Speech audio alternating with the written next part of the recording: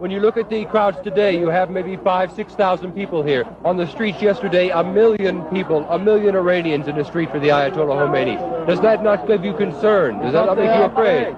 Because they are afraid, yeah, that's right. And most of the people don't say anything because they are afraid. And they are in silence, you know, they don't say anything. Is this the silent majority of Iran out here now? Yes, that's right. Do you want the Shah to return? Yes, Shah return to the country. What about you,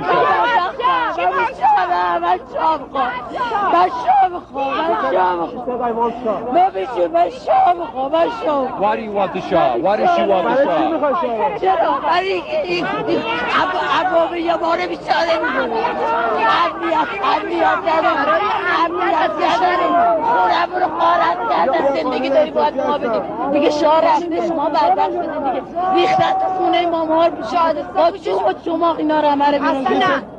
ما شاه میخوایم ما بیچاره این شاه کشتنش حلاله کجای قرآن گفته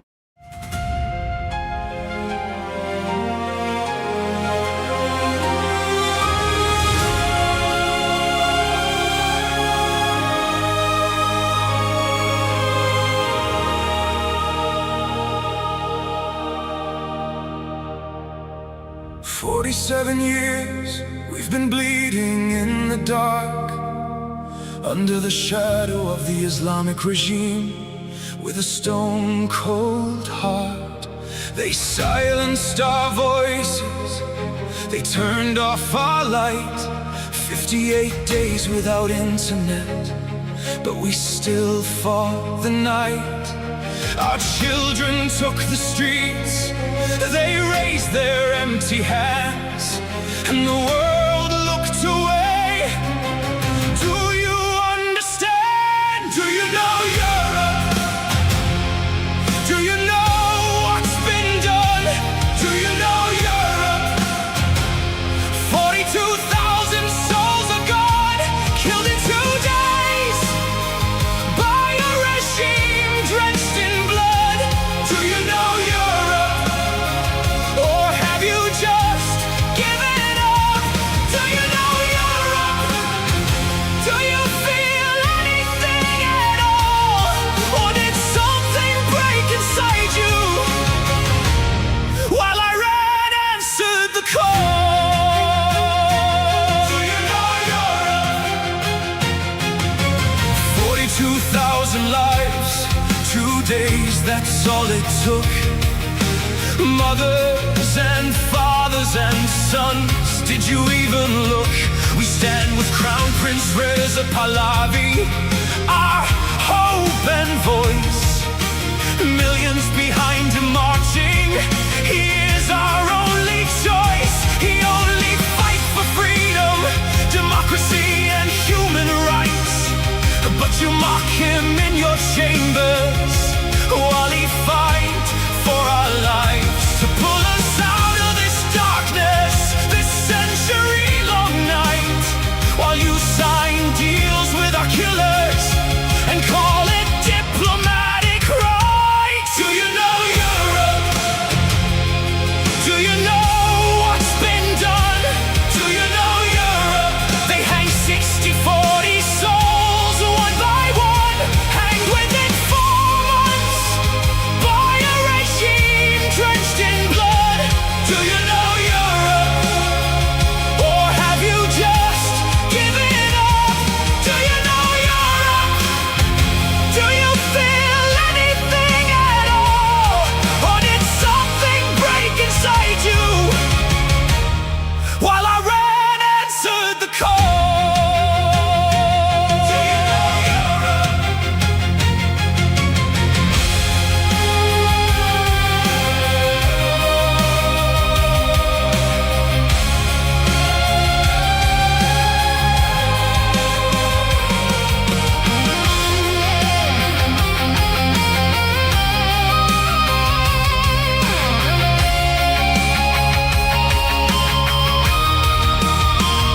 What happened to you, Europe? What made you so cold? What turned your heart to stone? our story went untold. Is oil worth more than blood? Is silence worth the shame? Because while you negotiate with murderers, we are dying, calling your name. Do you know Europe? Do you know what's been done? Do you know Europe? 42,000 souls are gone, killed in 2 days by a regime drenched in blood. Do you know Europe? Or have you just given up? Do you know Europe? We are still here. We are still strong. Do you know Europe? How much longer? How much longer? How long? Do you know Europe?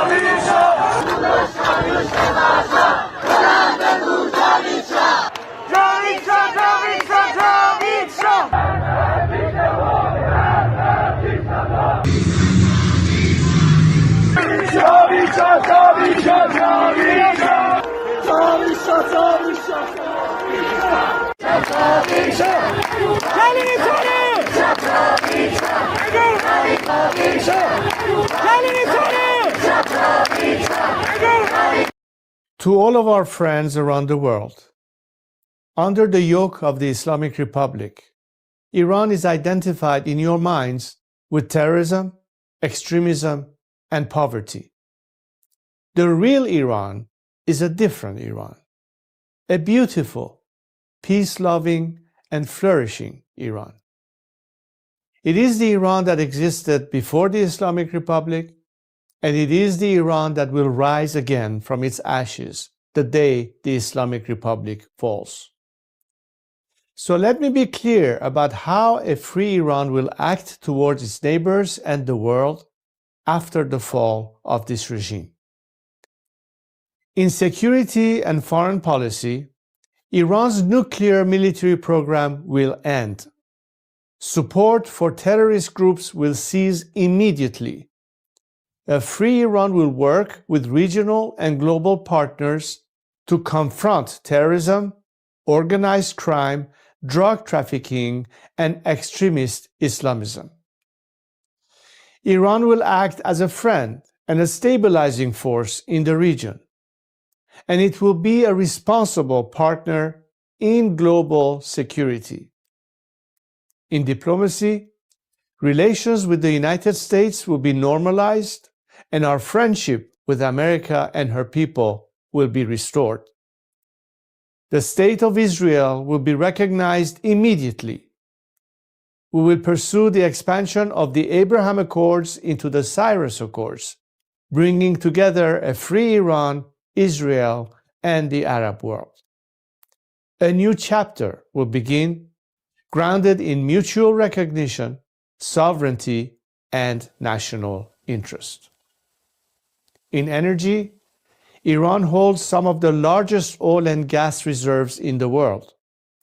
A free Iran will become a reliable energy supplier to the free world. Policymaking will be transparent. Iran's actions will be responsible. Prices will be predictable.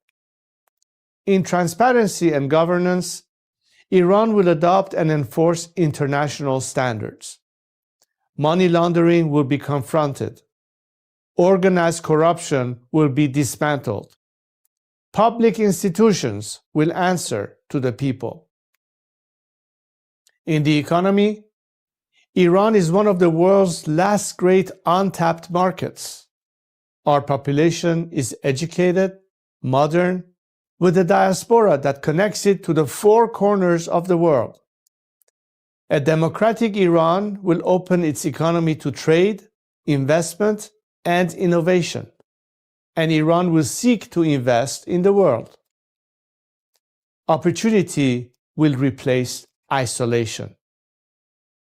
This is not an abstract vision. It is a practical one, grounded in national interest, stability, and cooperation. To achieve this, now is the time to stand with the Iranian people. The fall of the Islamic Republic and the establishment of a secular, democratic government in Iran will not only restore dignity to my people, it will benefit the region and the world. A free Iran will be a force for peace, for prosperity, and for partnership.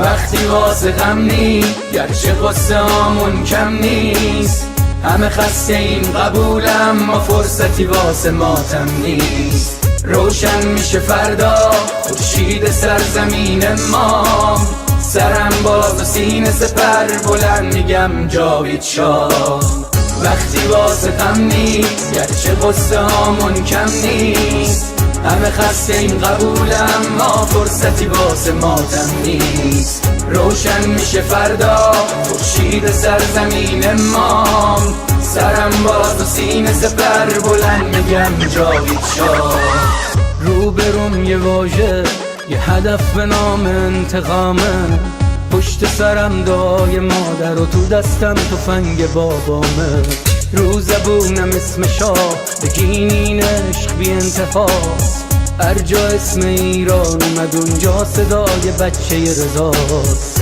فردا می نویسن تو کتاب قصه دیمار بگو با تیر جنگی کشتن بچه های بیگناه رو بگو از بخت مادرها شیر زنا و دختران بگو تنها شهید شدیم تا تنها نمونه شامون وقتی واسه غم نی گرچه قصه هامون کم نیست همه خسته این قبولم ما فرصتی واسه ماتم نیست روشن میشه فردا خورشید سرزمین ما سرم باز و سینه سپر بلند میگم جاوید شاه وقتی واسه غم نی گرچه قصه هامون کم نیست همه خسته این قبولم ما فرصتی واسه ماتم نیست روشن میشه فردا خورشید سرزمین ما سرم باز و سینه سپر بلند میگم جاوید شاه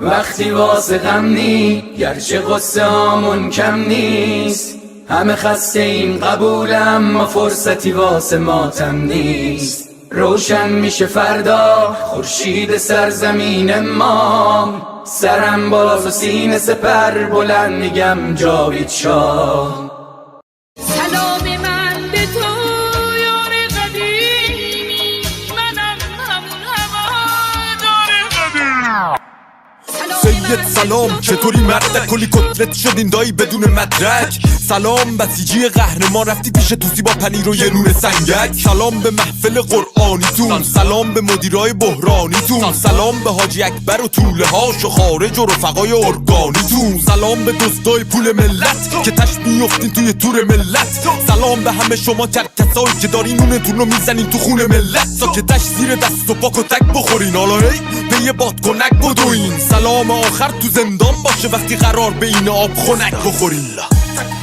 مرگ بر ملا متولی ننگ در دنیا ننگ بر دوتا مجاهد چپی بعد از ملا مرگ بر ملا متولی ننگ در دنیا ننگ بر دوتا مجاهد چپی بعد از ملا اینو بگذاریم به خاک میرسیم تجزیه طلبی که به خاک بیرسیم ایران مردمش وطن پرستن از کرد تا بلوچ بری به فاک بیرسی توف به هر چی مرسی است توف به هر کی در پی تجزیه است توف به لوی و همونی که شیفته ی گل ملیگرا تو وطن خدا نسلی هست سر کردستان همه برپا شدن بلوچستان فدای مهسا شدن شمع واحد که شیر و خورشید ما بقی جعلی ها تنها شدن شادی باشه واسه همه در میهن کور بشه چه شهرچی اهریمن رخه رو بگید اون 6 کلاس سواد و خبرگان و مجد سری ترجیحن شبهای عروس و دامادی باشه برن سلامتی نوش کنن آبادی باشه مقصد کجاست میدون شهیاده به سمت اتوبان آزادی باشه سلام به نسل ندید پدیدا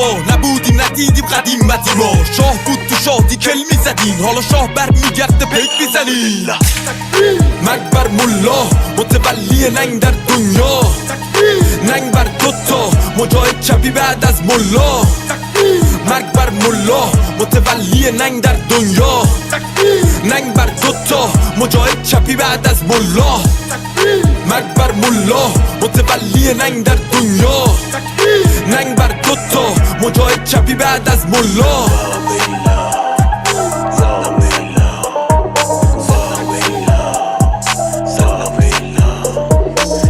فاهنگ به این خوشگلی با اون آیده بود اسم یه مشخواهن رو توش بیاریم ولی خب لازم بود دیگه فکر کنم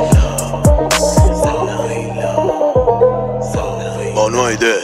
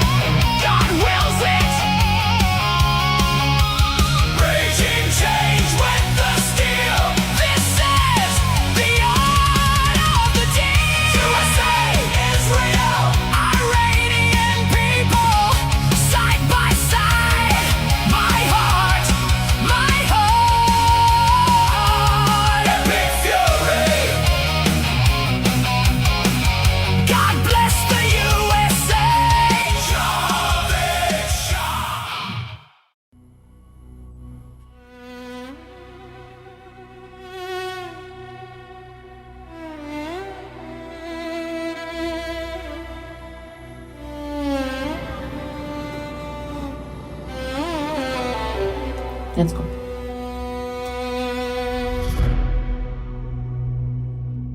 میخوام بگم از دلم، از عشق به این میهنم، به امید روز شکست دشمن شاه برمیگرده به وطن.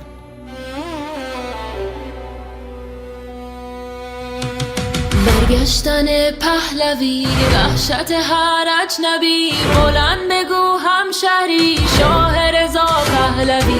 نظام رسیده پرتگاه، بلند بگو جاوید شاه. برگشت شاه به میهن، دوای درد وطن. این آخرین نبرده، پهلوی برمیگرده. داره میاد پهلوی، زجه بزن سید علی. راه نجات وطن، پهلوی هموطن. ایران میشه گلستان، شاه که بیاد به ایران. ایران که شاه نداره، حساب کتاب نداره. آخون باید گم بشه، توپ تانک فشفشه. گم شو بیرون اجنبی، داره میاد پهلوی. فریاد بزن جاوید شاه، شعار هر وطن ها.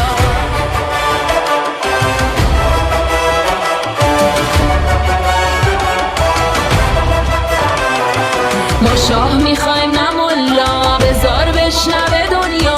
ایرانی داد بزن، شاه تو فریاد بزن. برگشتن پهلوی، وحشت هر اجنبی. بلند بگو هموطن، شاه رضا پهلوی. فریاد بزن جاوید شاه، شعار هر وطن خواه. بلند بگو جاوید شاه، شعار هر وطن خواه.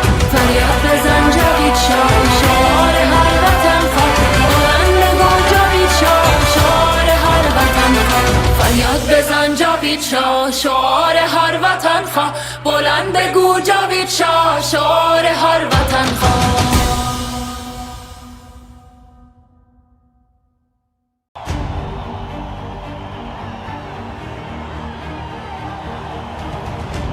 Look at us here today. We see so many flags representing so many nations.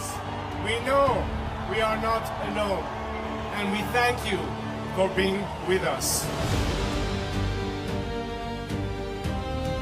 For all people around the world who stand today in unity with the Iranian people, this is not just because it's good for us, and you do it out of compassion and care for our rights to liberty and justice and equality and human rights. But understand that it is in your best interest too, to have, unlike this regime that has been propagating terror and radicalism, we the people of Iran are peacemakers and not warmongers.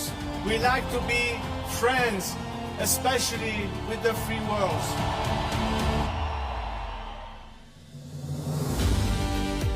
We'd like to be able to have the best neighborly relationship with the people of our area in the region, with the Arab countries, with Israel, and all our other neighbors. We are fighting for justice, we're fighting for human rights, we are fighting for liberty, we're fighting to put an end to all sorts of discrimination. Because as an Iranian, I stand here to tell you that I've dedicated 47 years of my life because I think that my country deserves far better than what we have right now.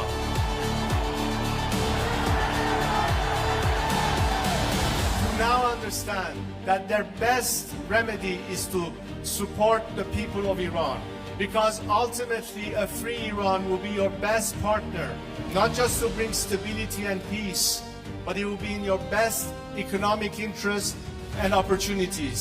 Together we can prosper again, and the world will be so different once the Iranian people are free. I am here to guarantee a transition to secular democratic future. I am committed to be that leader of transition for you, so we can one day have the final opportunity to decide the fate of our country through a democratic, transparent process, through the ballot box and free elections. And let's make sure that this time, especially the free nations of this world and their governments, stand on the right side of history.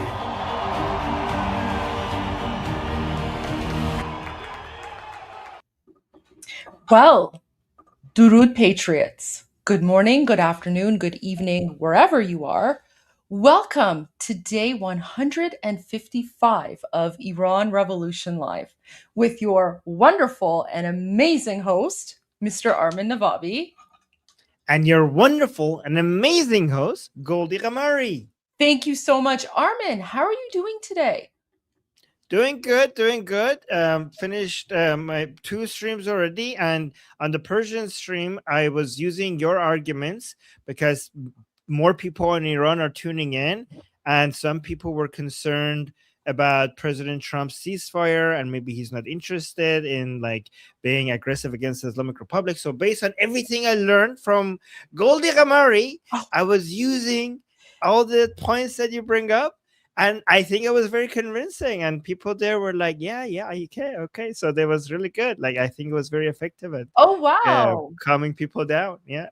Okay, I'm really happy to hear that because I mean there is a lot going on, and for people who might not necessarily have all of the information, right? Like all of the geopolitical information, sometimes it's easy to get caught in the weeds, but I think the really important thing to remember, especially when it comes to the situation with Iran and the Islamic regime, is you can't look at one particular statement in isolation. You have to take that statement and you have to analyze it within the broader context of what's going on. You have to, analyze it based on previous statements that have been made and things that have been said. Because, if you just look at every individual piece of the puzzle, that in and of itself won't make sense. It's when you put it's like a puzzle, right? Every single individual piece on its own doesn't really make much sense. You have to put all the pieces together to get the big picture. So, wow, I'm glad to hear that. What's the latest word out of occupied or out of Iran? Well, we have so many politicians. Actually, I'm going to find this clip. I was like, I saw earlier today. I don't know where I saw it, but there's so much internal struggle, right? Like the division right now. There are people that are more openly coming out and calling out the regime officials for keeping them in the dark, for not being transparent with them, for trying to get a deal with the Americans, and they're promising that they're going to basically stir stuff up if there's a deal. Like, they're promising that there will be a backlash. So I'm just enjoying watching. I'm reading the comments from the pro-regime people, crying every single day, wanting to go back to war and cursing the officials, saying that, what are you guys doing? Why are you negotiating? So I'm just really enjoying. We saw Mujtaba Khamenei recently came out and said we should stop the division, basically for the first time confirming highest levels of division. We have a recent statement from Ghalibaf. So it's now to be clear, though, that statement from Mujtaba, it's not him coming out. It's just like a written statement, right? So I tell people every time I say Mujtaba, like, here the institution of Mujtaba, not Mujtaba himself. Yeah, it's not like the cardboard supreme leader came out on TV and showed that he's alive or anything. Right. So it's a brand, okay? It's not a person anymore, okay? Mujtaba is a brand for the institution of the Beit Rahbari. Yes. Okay.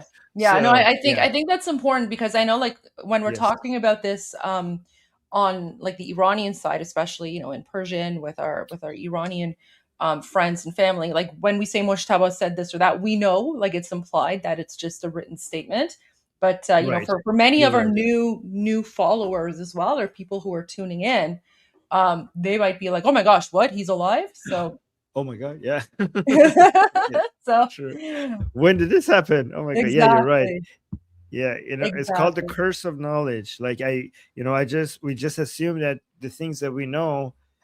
Goldie, you're so good at not having the curse of knowledge. Like, basically knowing that the things that your audience doesn't necessarily know them, and you always go back and explain it for an audience. You don't, so many people just assume that the audience is just with them on everything, but you're such a good teacher because you don't have that problem. I have to learn that from you. But yeah. Oh, thank you. Well, you know, I think you do a fantastic job, especially when you're doing your media interviews. So yeah. Okay, and you know, on the American side, so not only did President Trump have an interview last night, which you know, I did like a late night interview watch party. We watched that, but I'm checking President Trump's Truth Social, and I've, you know, I bookmark all of his posts that are related to Iran, and he actually also, look at this. Let me just share this really quick. So he posted, okay, so first of all, like there's a whole bunch of trolling images that I want to share because it's really funny. So let me just bring it up. So he posted this Trump Energy 2026. But then, oh, and then this one too. You're getting discombobulated, right? I mean, Armin, this doesn't look like someone who is entertaining, appeasing the Islamic regime and allowing them to survive. No. Right? Like I just don't see it. I don't see it. But on top of that, President Trump also said, watch Mark Levin tonight at 8, a big show. I actually haven't watched Mark Levin's show last night. I just saw his interview with Lara Trump at 9 on Fox News. But President Trump has posted 2 videos from Mark Levin. I'm assuming they were from his show last night. I haven't watched those either. And then, you know, there's a few more, there's another like post here. And then President Trump retruthed Newt Gingrich, which, you know, that makes me, you know, like I'm sure Newt Gingrich is saying something fine. I haven't read it, but given the fact that Newt Gingrich is paid by the MEK to speak at like the MEK events, I'm just like, someone needs to tell President Trump that, you know, Newt Gingrich might not necessarily have the best interests of the United States at heart because he's a paid spokesperson for the MEK. And, you know, we've shared that video before. But yeah, that's sort of what we have on the American administration side. So Rapid Response has some videos of President Trump on Fox News. Let's go to that. I mean, well, I mean, I'm sure we could find, you know what? So I think his entire interview is actually on the Fox News channel. And the part about Iran is not actually that long. So if you want, we could. Here we go. I have like it's like a 10-minute clip from President Trump. We should probably play the whole thing so that we can get the analysis as well. So here we go. It's about 10 minutes long. Have you seen it, Armin? I only saved the clips from where he's talking about Iran, and I just wanted to watch it with us. So I haven't watched it yet. Okay, but yeah, all right. watch it. Yeah, so let's go ahead and watch this then. Okay. Okay, well, Mr. President, thank you for welcoming us back here to the White House. Thank you. One of the things that I think everybody wants to talk about with you is Iran. Obviously, I know it's top of mind for you. You have actually said you either want a good deal or no deal at all with Iran. So what does a good deal look like for you? Well, first of all, there's no deal that's good enough because the media will cover it. We're making a great deal. We're going to make it a great deal. Or we'll just go back and finish it off militarily. But this would go faster. It's probably better on a humane standpoint. There's something nice about it also. You know, save a lot of lives. Whether it's the other side or not, you save a lot of lives. But we're close to a very good deal. And if we can make it good, otherwise we just start up with the Department of War, as we call it. And it's been very successful. You saw Venezuela. It was a one-day win. And this is really a win already. We've defeated their military, essentially defeated their military. I would rather get a deal because we can open the strait immediately upon signing. The one guarantee that I have to have is that there will be no nuclear weapons. They've agreed to that. And it was very interesting. They originally said, we will not develop a nuclear weapon. I said, well, what happens if you buy a nuclear weapon? So now it says we will not develop or in any way purchase a military weapon. That's a big difference. So we're getting what we want slowly, very tough negotiators. It takes a long time. I'm in no hurry. I'd like to say I'm in a hurry because, you know, gasoline. You know, that's actually an important part, Armin, the part where he says not just acquiring, but buying, because that was a question on a lot of people's minds. Like, what's stopping the regime from buying nuclear weapons from China or Russia or North Korea or even Pakistan, right? But here's the thing, like, regardless of what the terms of the negotiation are, you can't trust the Islamic regime. Like, they've never ever stuck to their word, right? Like, they're basically lying constantly. Yeah. So one thing that, I mean, I think President Trump, hopefully he's just trying to mess with them and buy time here and just basically cause them to have internal division, because I don't buy it that President Trump is trying to get them to say that we're not going to make or buy any nuclear weapon, because if that was the goal, we already had that with Ali Khamenei. Okay, like if the goal is to get them to say that, I mean, we don't trust them. Ali Khamenei already had said, I mean, this would be as buying the fatwa of Ali Khamenei had a fatwa against nuclear weapons, and we didn't value that at all. Like, that would be John Kerry level of, you know, believing, you know, the same idiocy and lunacy of John Kerry and Obama, thinking, oh, they have a fatwa. They said they're not going to have a nuclear weapon. So I don't buy it for a second that President Trump is fighting to get the Islamic Republic just say, like, okay, we'll agree not to have any. Like, this is not about the terms of the surrender should not be about not getting a nuclear weapon. The terms of the surrender should be about the enrichment of uranium. Okay, not a nuclear weapon. Like, no enrichment of uranium ever, with verification forever, with no sunset clause, and Americans inside Iran checking that you're not and not in only certain sites. Everyone in Iran should be verifiable that you're not enriching uranium, and we also will take out your enriched uranium ourselves. So that is the level of humiliation that we want for this to be a surrender deal, not like a so-called ceasefire deal.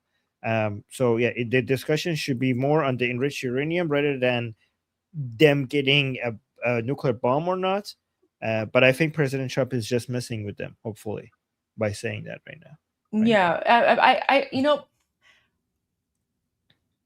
I think President Trump knows that this deal is not going to go anywhere, because here's the thing. This interview was not live. This interview was pre-recorded on like sometime this past week, like either on the Thursday or the Wednesday. So this entire time that negotiations have been happening, when President Trump recorded this interview in the middle of the week, knowing that it was going to air on Saturday night, he was pretty much convinced that no deal is going to be made by the time this interview airs. And I think that in and of itself says something. Because if President Trump was so confident that the Islamic regime was going to agree to the deal, why would we be watching a pre-recorded interview where on Saturday night he's talking about the status of the negotiations and why the Islamic regime has not agreed to anything yet? Exactly. Immediately upon great signing, point.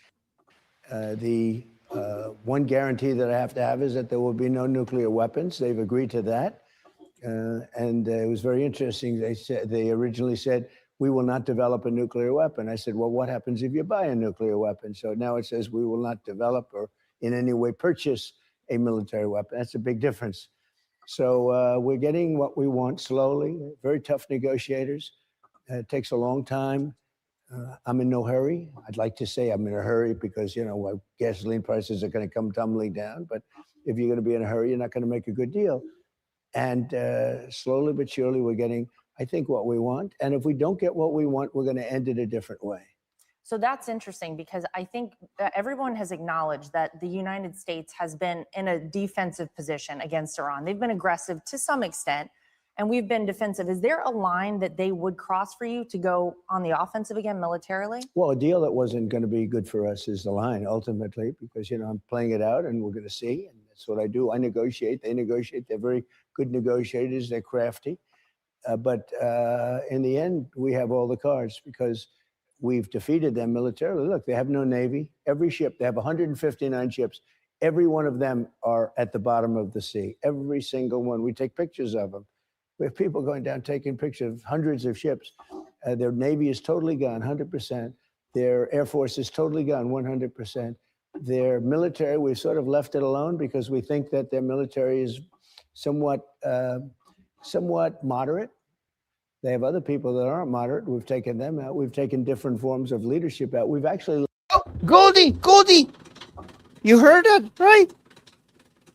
He's confirming that the Artesh is being left alone for the Iranian people. Look at that.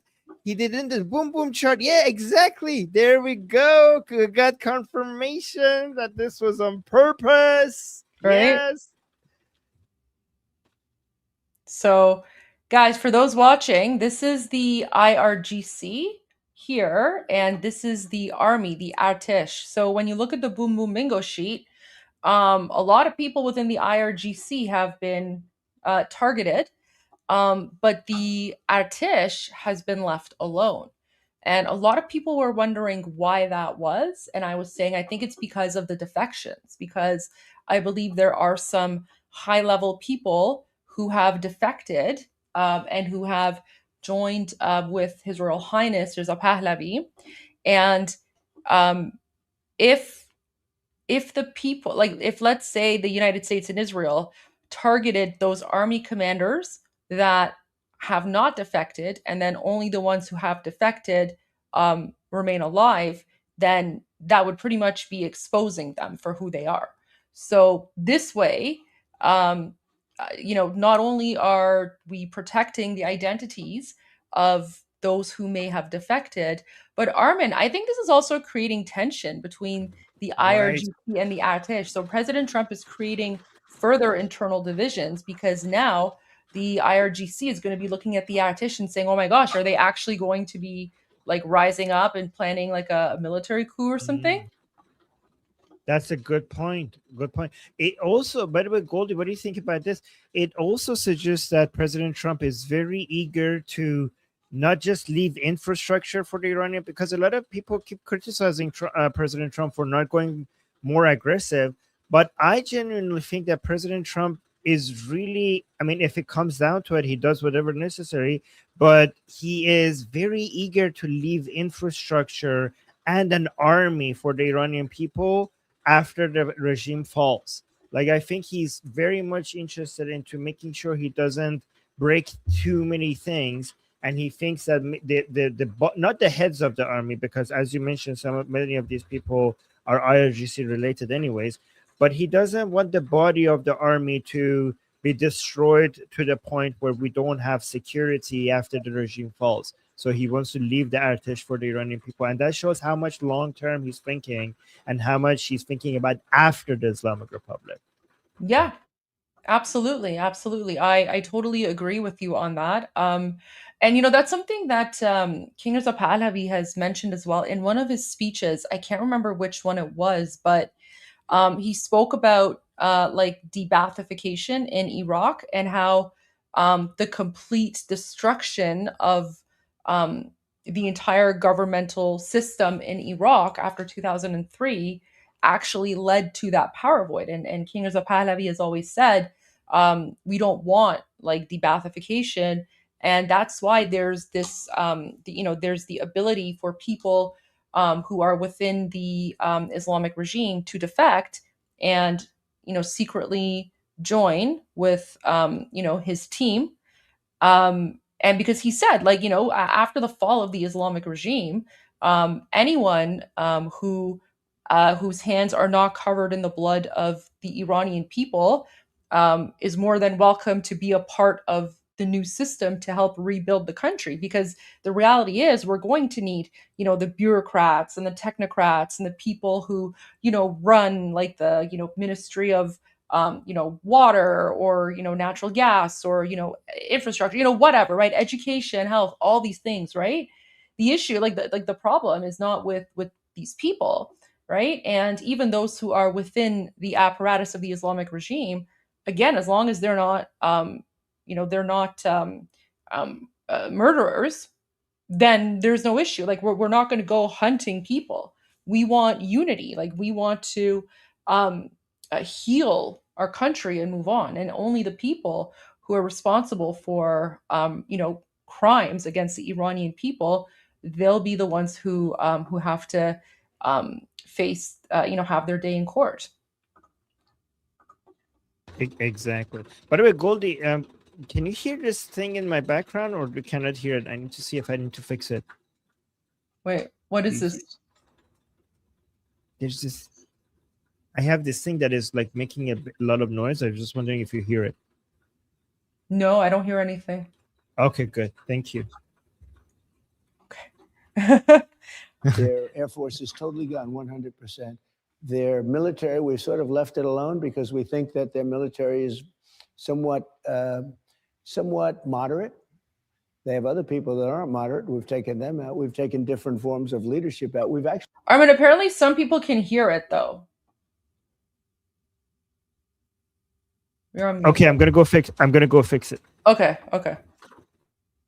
Actually left their military alone. People would be surprised to hear that, because mistakes have been made in wars where you wipe out everybody, and then you have a country that's, for 40 years can never rebuild. You look at what happened with Iraq. We did so bad. That was such a foolish thing, what we did.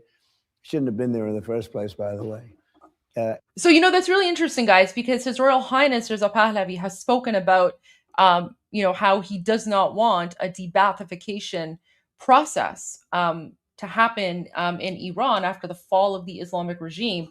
And I find it really interesting that President Trump is now saying the exact same thing, right? So to me, that makes me think that there is perhaps more communication between President Trump's team and King Reza Pahlavi's team behind the scenes in some way, shape, or form.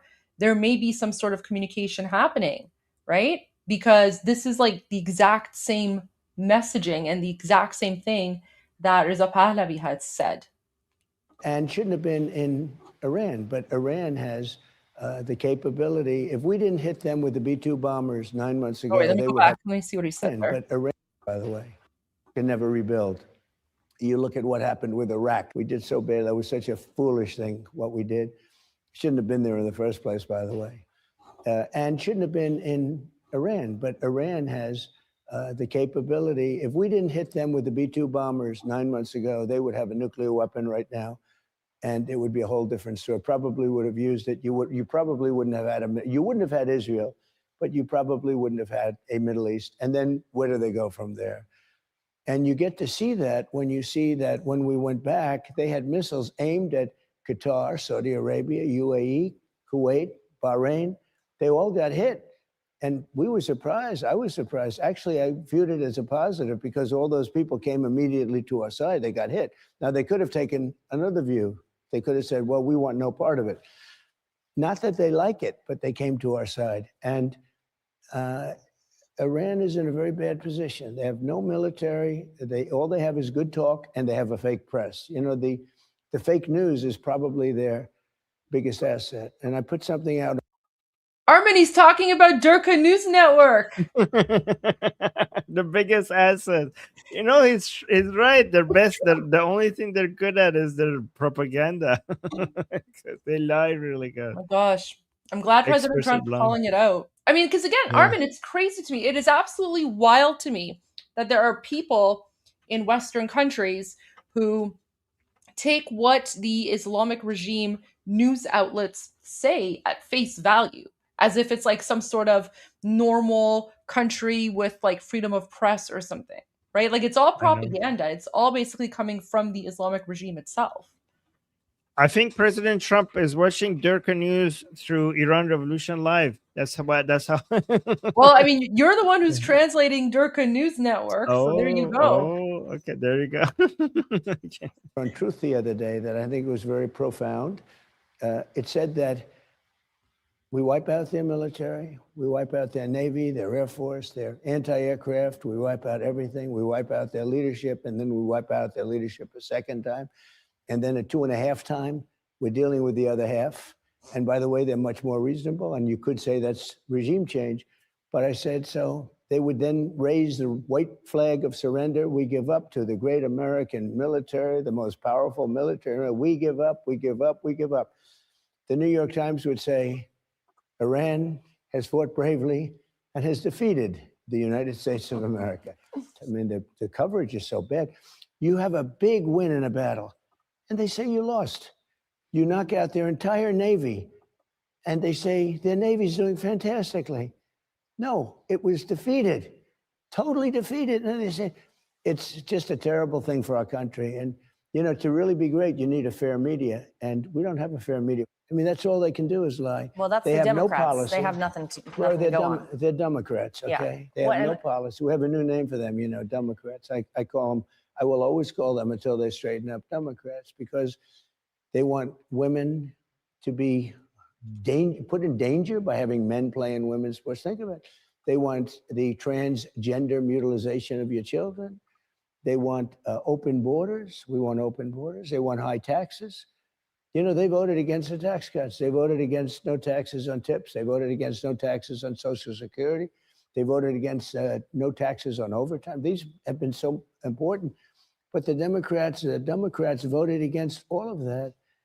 But we call them Democrats, and it works out well because I take the word dumb, take the B off, because most people don't know that, you know, dumb ends with a B, but most people don't know. And all I do is I switch the E with a U, and you have a Democrat. And I came up with that by watching Hakeem Jeffries, because he's a dumb person.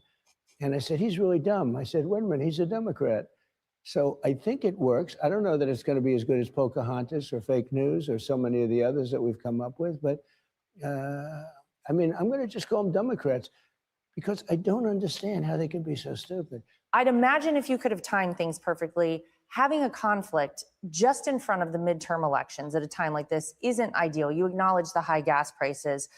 You have consistently been willing to do the hard things, the things that your predecessor said should have been done, but they didn't have the guts to do them.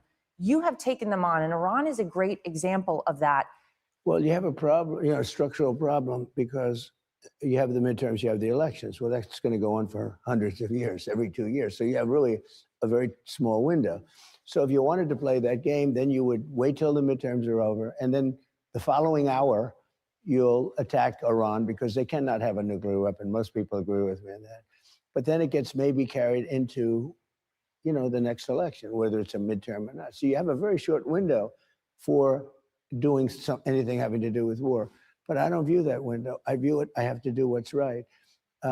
When I attacked Venezuela, it was really, I was hit hard. Now, I did that because of what they've done to our country in terms of sending prisoners in and drugs in and all the other stuff. You know, we have drugs down 97%, fentanyl and various drugs down 97% on drugs coming in by water. Now we're starting the land, and it's going to be it's actually easier. I think that's pretty much it. That's pretty much the parts on Iran that President Trump spoke about. Okay. Okay. I have I don't know if this is, you want to see this? Yeah. But I have a mullah from inside Iran. Also, there's a statement by Pezeshkian. Let me just read this. He posted something. Let me see if this is important.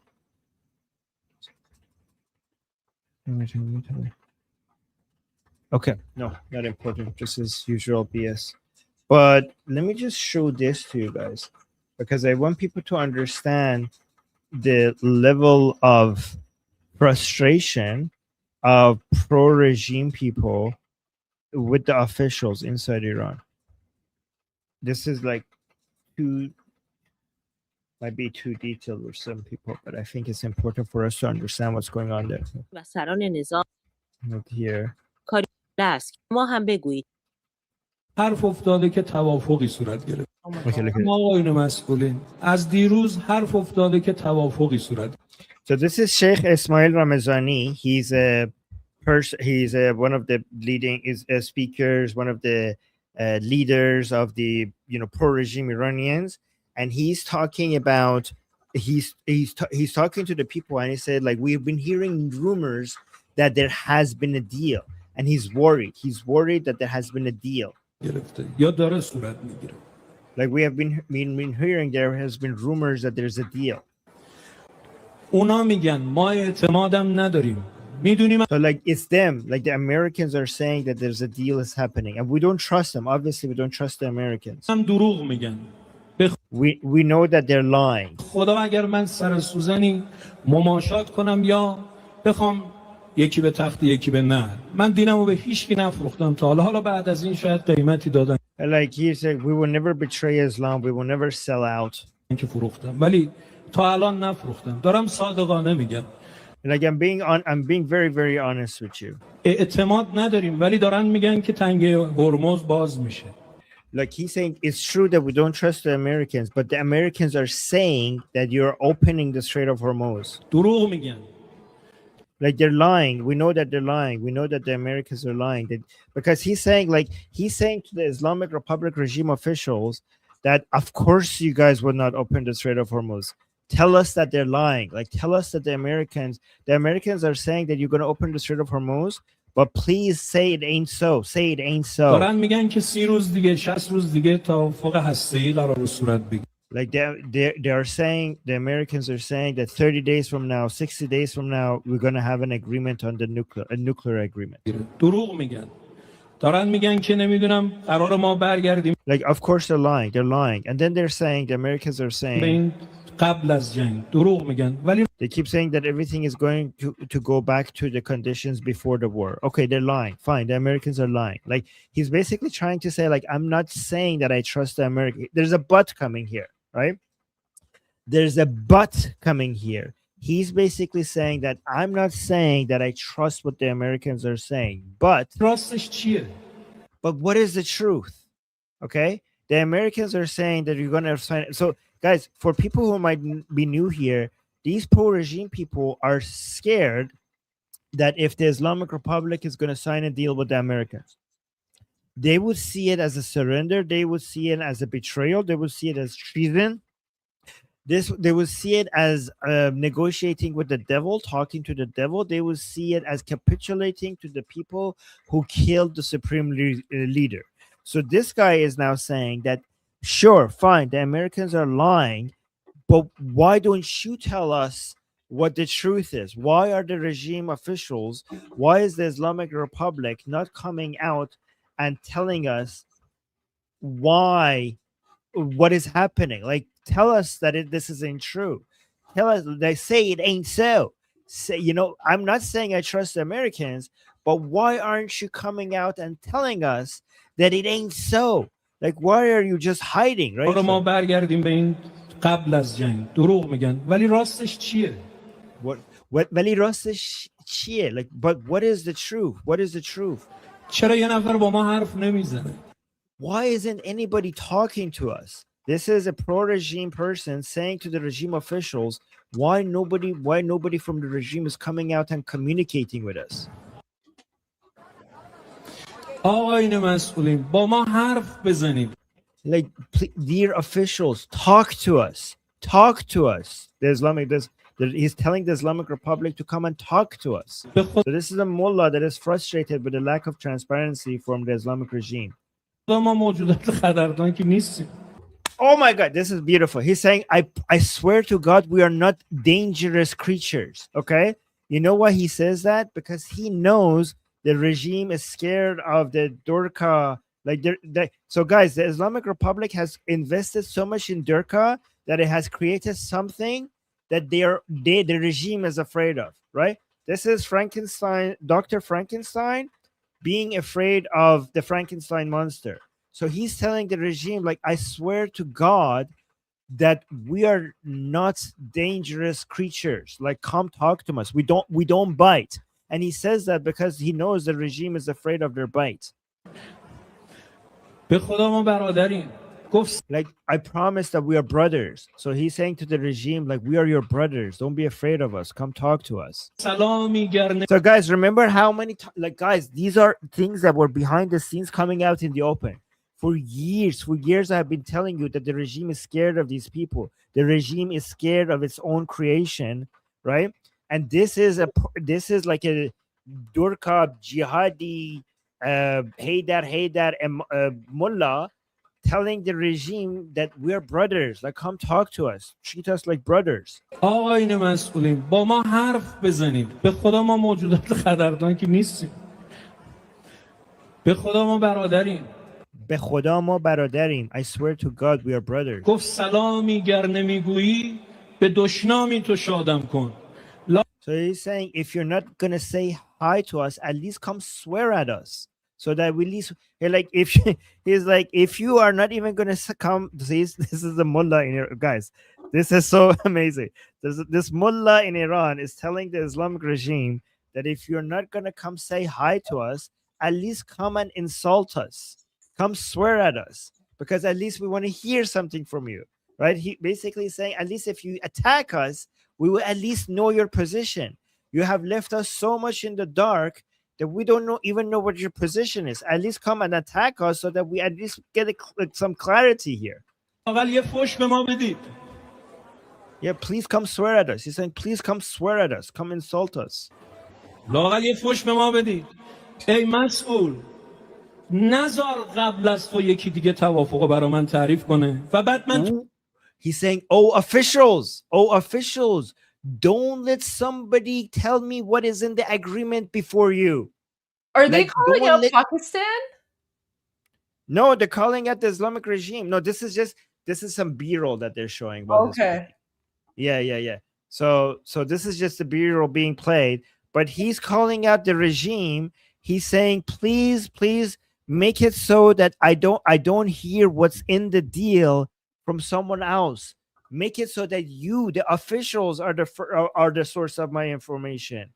I don't want to read it on the news and then for you to come and tell me if it's true or if it's false. Guys, isn't this revealing? Isn't this revealing for what's happening right now in Iran? This is proof that President Trump has broken the Islamic regime. Okay, this is proof. What I'm showing you is proof. The extent of damage that the ceasefire and the negotiation has done. Look how the mullahs are speaking about the regime. Like, yeah, exactly. Somebody saying this is fantastic. Yeah, this is President Trump's.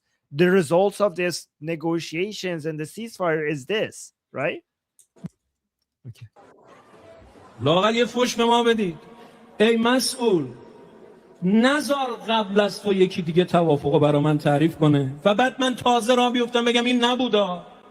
خب چرا اونجوری؟ بیا بگو. Like they come and say that, oh, this is in the deal, and I have to go around and say like, no guys, don't worry, that's not in the deal. Like, why is it me that have to go around tell people that this is not in the deal? Like, why aren't you saying anything? من بگم آقا گور بابای هر چی اون طرف. خب چرا اونجوری؟ بیا بگو. من بگم آقا گور بابای هر چی اون طرفی است که دروغ میگه.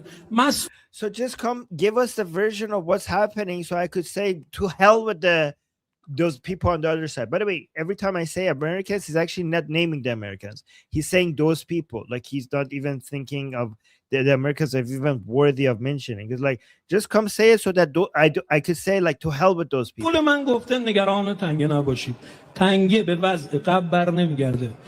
So he's saying this is what he wants to hear. He wants to hear that our officials coming out and telling us, don't worry about the Strait.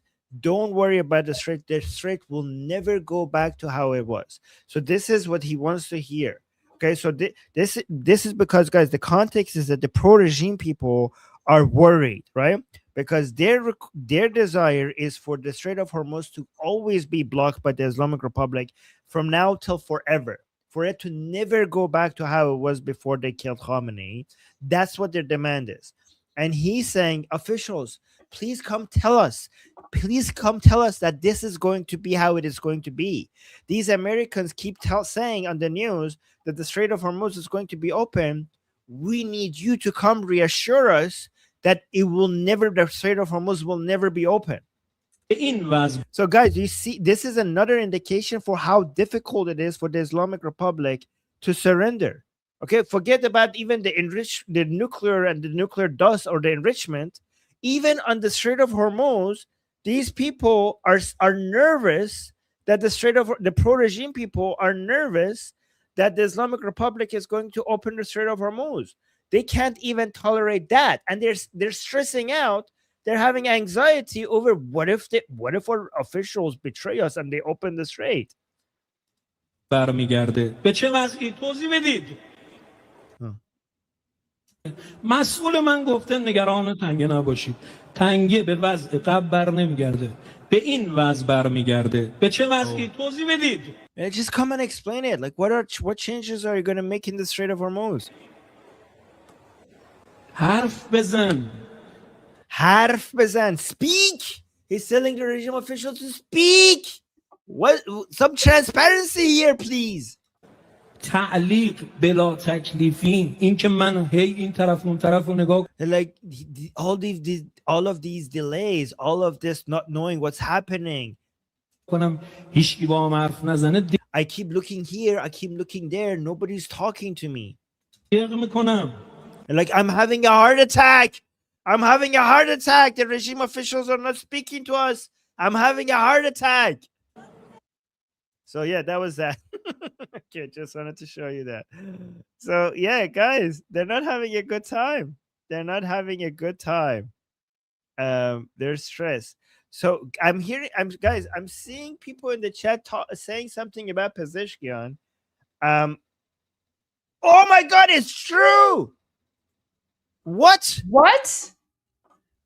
Wait, is it true? Oh my God, it is true. What?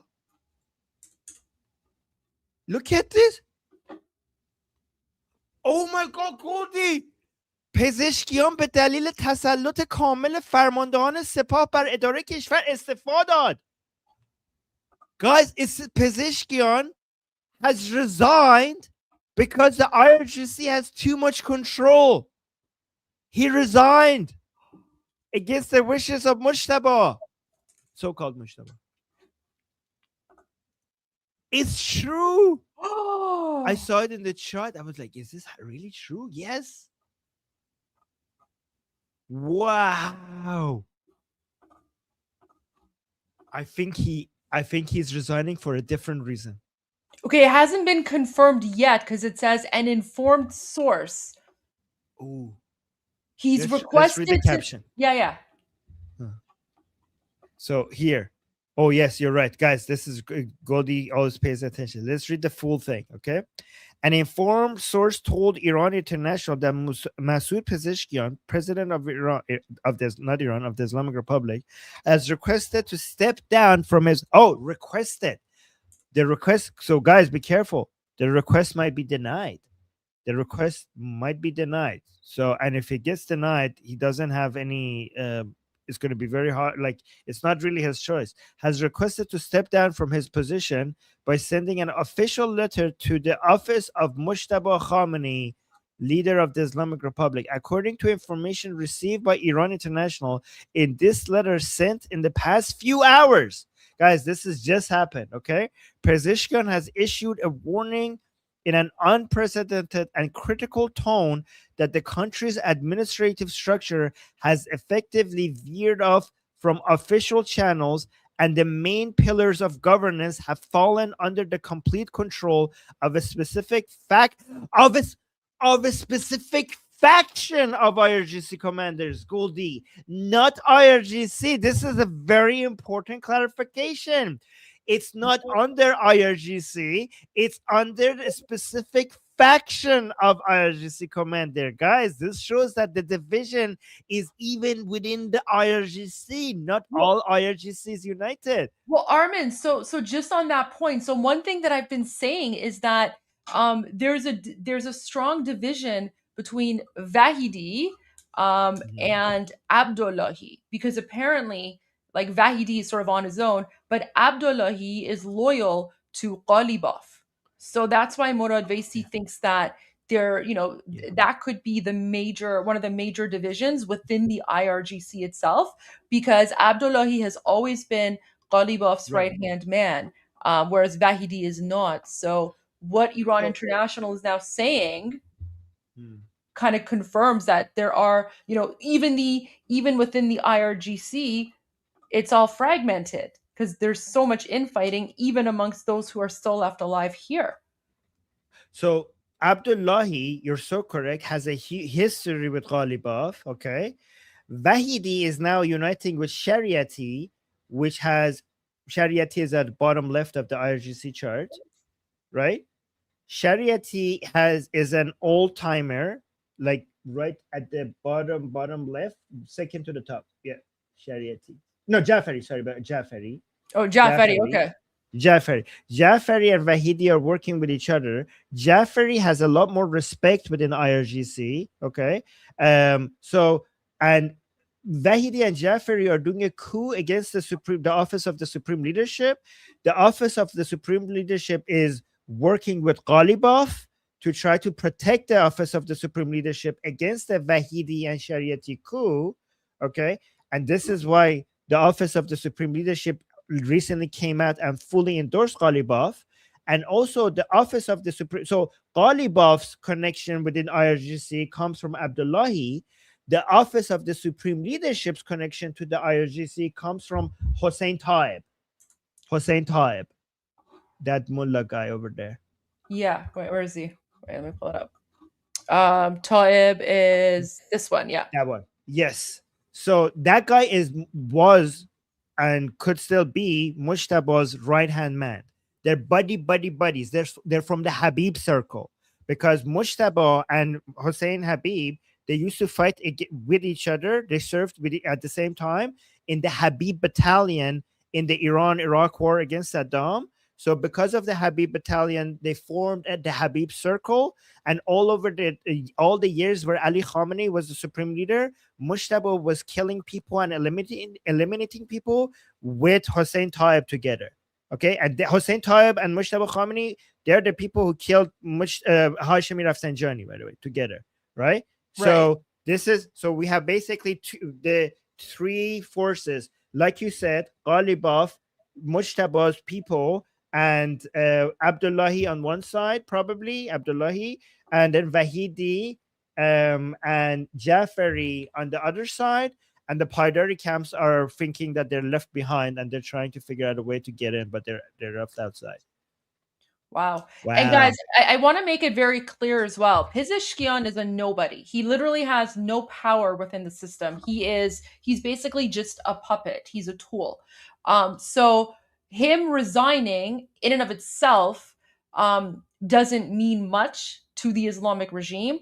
But why this is significant is that him wanting to resign shows that there are cracks within the system. So that's the significance of Mujtaba Khamenei resigning. The significance is not that now all of a sudden the Islamic regime is going to collapse. No, because the president is just a puppet, right? It's a totalitarian dictatorship, right? So there are big elements that are in power above Pezeshkian. So that in and of itself is meaningless, but it's a fact that he's resigning and what he is saying in his supposed resignation letter. Now, Armin, just really interesting is the fact that we don't even know whether or not the Islamic regime is going to allow him to resign should send a signal to everyone that this is a totalitarian regime, because in what normal country would an elected official who wants to resign be told, no, you're not allowed, you have to stay in your position, right? So once again, it's the regime exposing itself. Yeah, and Goldie, I think Pezeshkian has figured out that he's being sacrificed and he's trying to save his life. Yeah. I think Pezeshkian has figured out that his purpose is to take the blame for flexibility towards the Americans. I think that's why they're trying to make it seem like recently the new trend among the Islamic Republic is that we're a democracy. And that the fact that that's the new trend, to keep reminding people we're a democracy, the whole point of that is to say that oh, Pezeshkian is making the decisions and we're forced to listen to him because he has the votes. So Pezeshkian is like, oh no, oh, I'm in danger, right? Oh no, these people are going to just like capitulate to the Americans and say it was my decision. Like, all right, can I get out of here before you guys sacrifice me? That's what's happening. Oh my god, that thing And is it's getting so loud. strange, Armin. It's so strange that he put out this weird statement last week, saying, or just like a few days ago, saying that the internet needs to come back online, and now all of a sudden he's resigning. I think they told him to like, hey, say this is Goldie. This is honestly what I think happened. Okay, they told him like, listen, they're not going to turn on the internet, but go say to turn on the internet so that people see that you were on the right side and you get some support. And you're like, okay. He went and said like, guys, we need to turn on the internet, and they turned on the internet, and he was like, what? What happened? Like, how did this happen? And we're like, oh, and now he's realizing they're trying to pretend that he has a lot of influence so that they could blame things on him.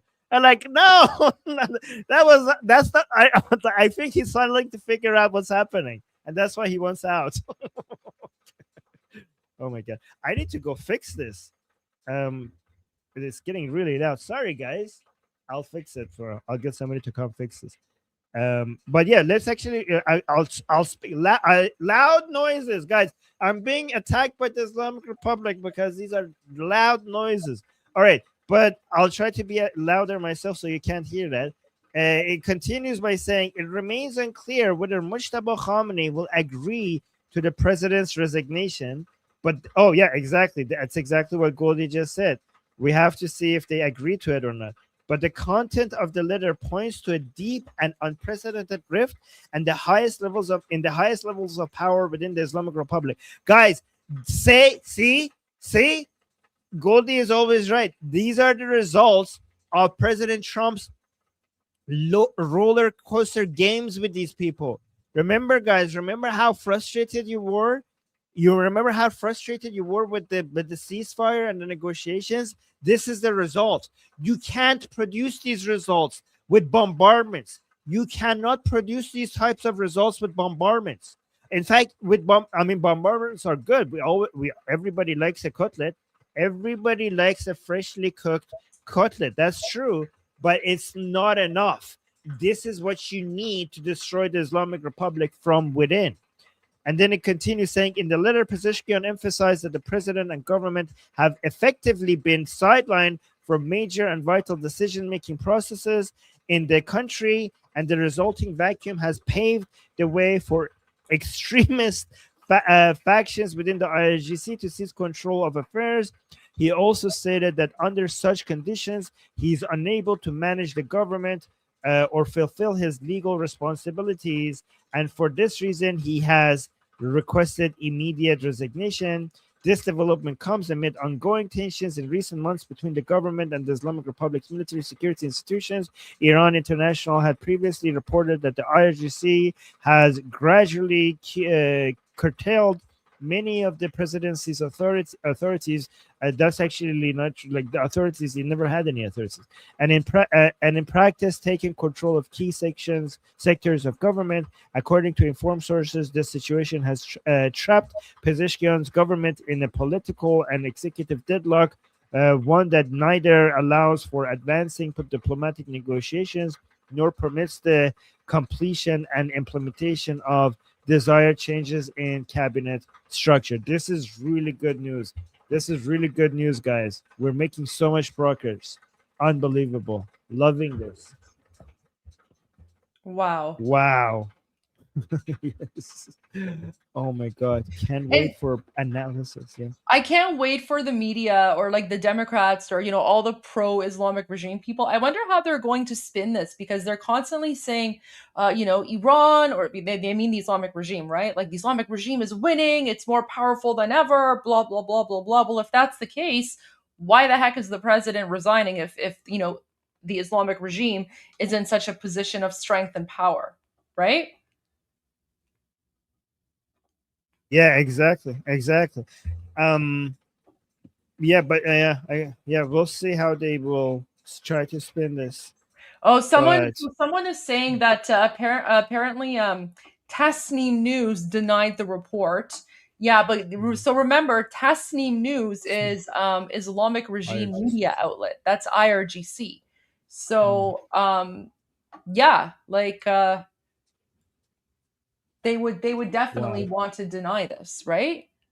But yes, this is because interesting though. Interesting development if true. yes, so it's never 100% confirmed, but Iran International has a good record Yeah. for these things. So, and Tasnim is motivated to try to pretend that things are normal and not things are moving. There's no chaos, and this is Pezeshkian resigning will be a clear demonstration that everything is not as calm as the state media tries to pretend. Like this would be an obvious if you actually look at the state TV right now and state media, they're desperate to try to show that things are going back to normal and the Islamic Republic is stable. The president, as much as the president is like a nobody and doesn't have any authority, the president resigning is a demonstration that things are not good. Like things are breaking apart. It would give that impression to everybody, especially for a regime that right now is desperate to pretend like they're a democracy. The person that is supposed to be the symbol of the people's vote is resigning, shows that it's not. I mean, think about it. Right before this, the Islamic Republic was actually leaning into keep saying like, oh, we're a democracy, we're a democracy. It's not the supreme leader that makes every decision, it's the people. And the very person that is fakely has been voted in to be the president by fake elections, that person is now coming out and saying, well, I have no authority. It's the IRGC that has all the authority. So that's an admission that, yeah, this is not a democracy. So this is devastating for the Islamic Republic. They wouldn't want this at all. Yeah, I agree 100%. Wow. And then Mark, I just wanted to share this. So, oh, my browser lost connection to audio. Sorry. Not that I need it, but I'll just share this anyway really quick.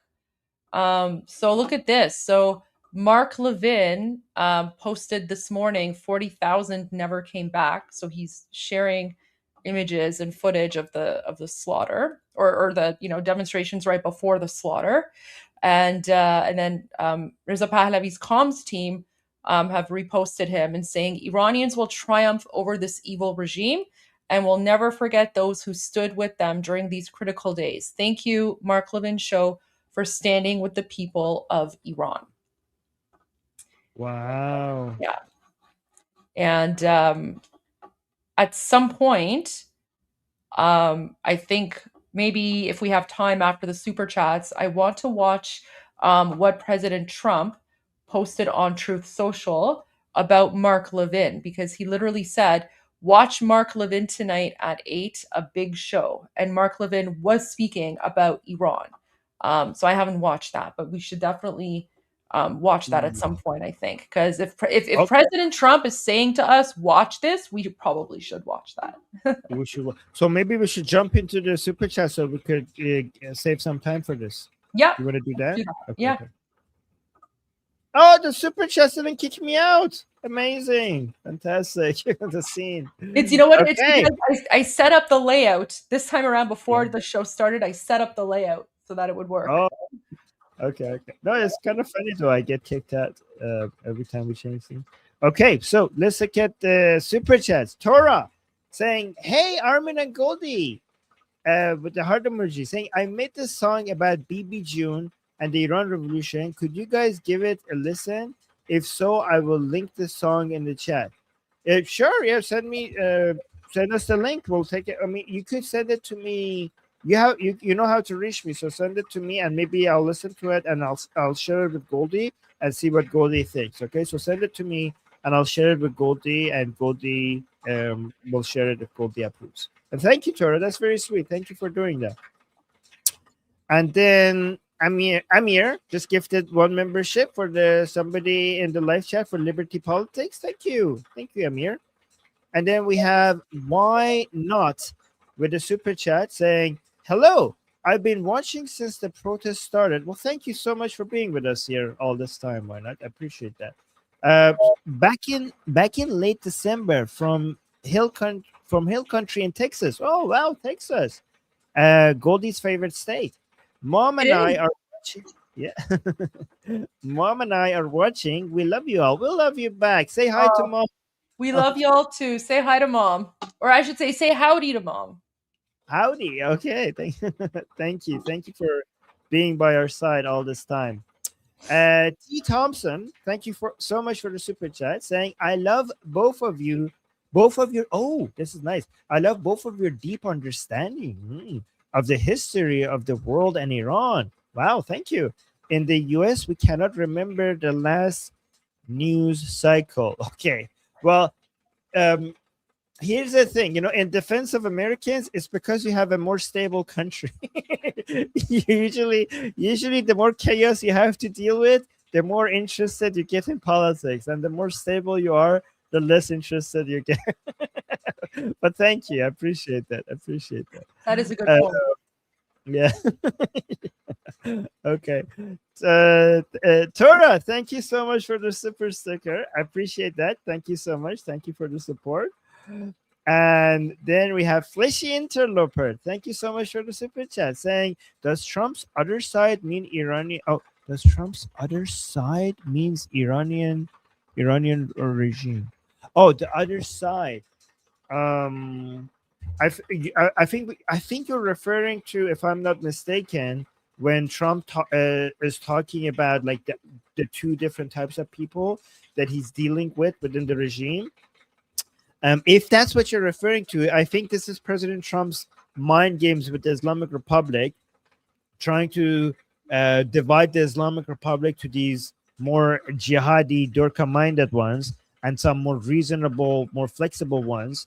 And by dividing them and by not clarifying who he's talking about, making it so that the regime turns against each other. So I don't know if that is his plan or but if it is, it's genius. But even if it's not, it's actually working that way. It's producing amazing results. I don't know if I understood you properly, but if I did, that's what's happening, right? And then we have another super chat by Tora. Thank you so much. Super sticker this time. Thank you, Tora, for the super sticker. I appreciate that. Thank you. And then we have Amir. Amir, always supporting us, saying Tora. Oh, Amir is doing a super chat talking to Tora, saying BB June, Tora Worldwide, BB June, great song. Oh, that's the song that Tora has made. Regardless if you love or against him, it's still BOP. What does that mean? It's still a bop, I think. Like it's still I think he means like it's still a good song. It's still a good song. Okay. Send it to me. I will listen to it. Thank you. And I'll share it with Goldie as well. Thank you. Look at you guys being supportive of each other in the chat. That's very sweet. And then we have Dr. Yode saying David Barney's oh yes. Oh, I love that guy. Mossad chief today ended a speech by paraphrasing from Saadi's Golestan. Did he do that? We need to find that. He quoted Saadi's Golestan. He did head of Mossad quoted Persian poetry, telling the Islamic Republic never open a door you cannot lock again. Is that true? Oh my God, that is amazing. We need to find that clip. Thank you for telling me. That is, you guys have no idea how much Iranian people are going to adore this. First of all, he has done so much good. Like, this is the man in Israel that has planned the fall of the Islamic Republic for years now. So the Iranian people appreciate this man so much. And now you're telling me he's quoting Persian poetry. You have no idea. Whatever his popularity among Iranians was before, it's now going to be 100 times higher. So we need to find that clip and show it to the Iranian people. Thank you so much for telling me. I'm going to go on a hunt for that clip. I mean, honestly, I don't think I even need to. I think it's going to go viral before I even get a chance to go find it. Right. So we'll see. And also, thank you so much for another super chat by Scruff Diesel saying the IRGC is using the Ayatollah as a rubber stamp. Yeah, that's true, exactly. And guys, this has been, we have had this in the Islamic history. The Abbasian caliphs at some point in history turned into rubber stamp caliphs for the military people. So this is exactly a repeat of that in history. So that's very, exactly, a very accurate explanation of what's happening. Okay, Goldie, we have some Rumble rants that Yes. people. So Great Mega King was asking, Goldie, do you have any old videos of you debating from back when you were a politician back in the day? Yes. So there's a YouTube playlist. If you go to my YouTube channel, I think I sent you the link, but yeah, it's just called Ontario Politics. It's an archive. There's a few videos there. I mean, it doesn't have like every single video, but it's got a bunch of stuff in there you can check out. And then Tulkor asked, do you think this could be Pezeshkian trying to save his own skin in the event of a successful revolution? He sees the writing on the wall. Yes, I believe that this is probably Pezeshkian trying to save his own skin in a way, to, I don't know, maybe appear reasonable to the international community. I mean, the Iranian people, they're going to, like, for us, like, they're all terrorists anyway. But yeah, like, I definitely see this as Pezeshkian trying to save his own skin. What do you think, Armin? So he's definitely trying to save his own skin. I do think he's thinking more short term. He's not thinking that much long term because he can't afford to think that much long term. He's thinking about the next 48 hours because he's under a more immediate threat right now. Like, he can't afford to think about what happens to him after the Islamic Republic falls because he's in danger now. And I think, he might also be, you're right, he might also have that in his mind. But I think what is stressing him out right now is the pro-regime Iranians thinking that he's selling out the Islamic Republic to the Zionists and the Americans and basically the supreme leadership, and even both the IRGC and supreme leadership sacrificing him as the reason for why we need to be flexible to the Americans. So, and basically, even, I mean, we saw just a few days ago Ghazanfari, a member of parliament, coming out and saying Pezeshkian planned Ali Khamenei's killing, and now he's planning Mujtaba Khamenei's killing. And that video was posted by IRGC. So I think that is stressing Pezeshkian out more than anything else, more than the long-term thing that could happen to him, right? So what do you think, Goldie?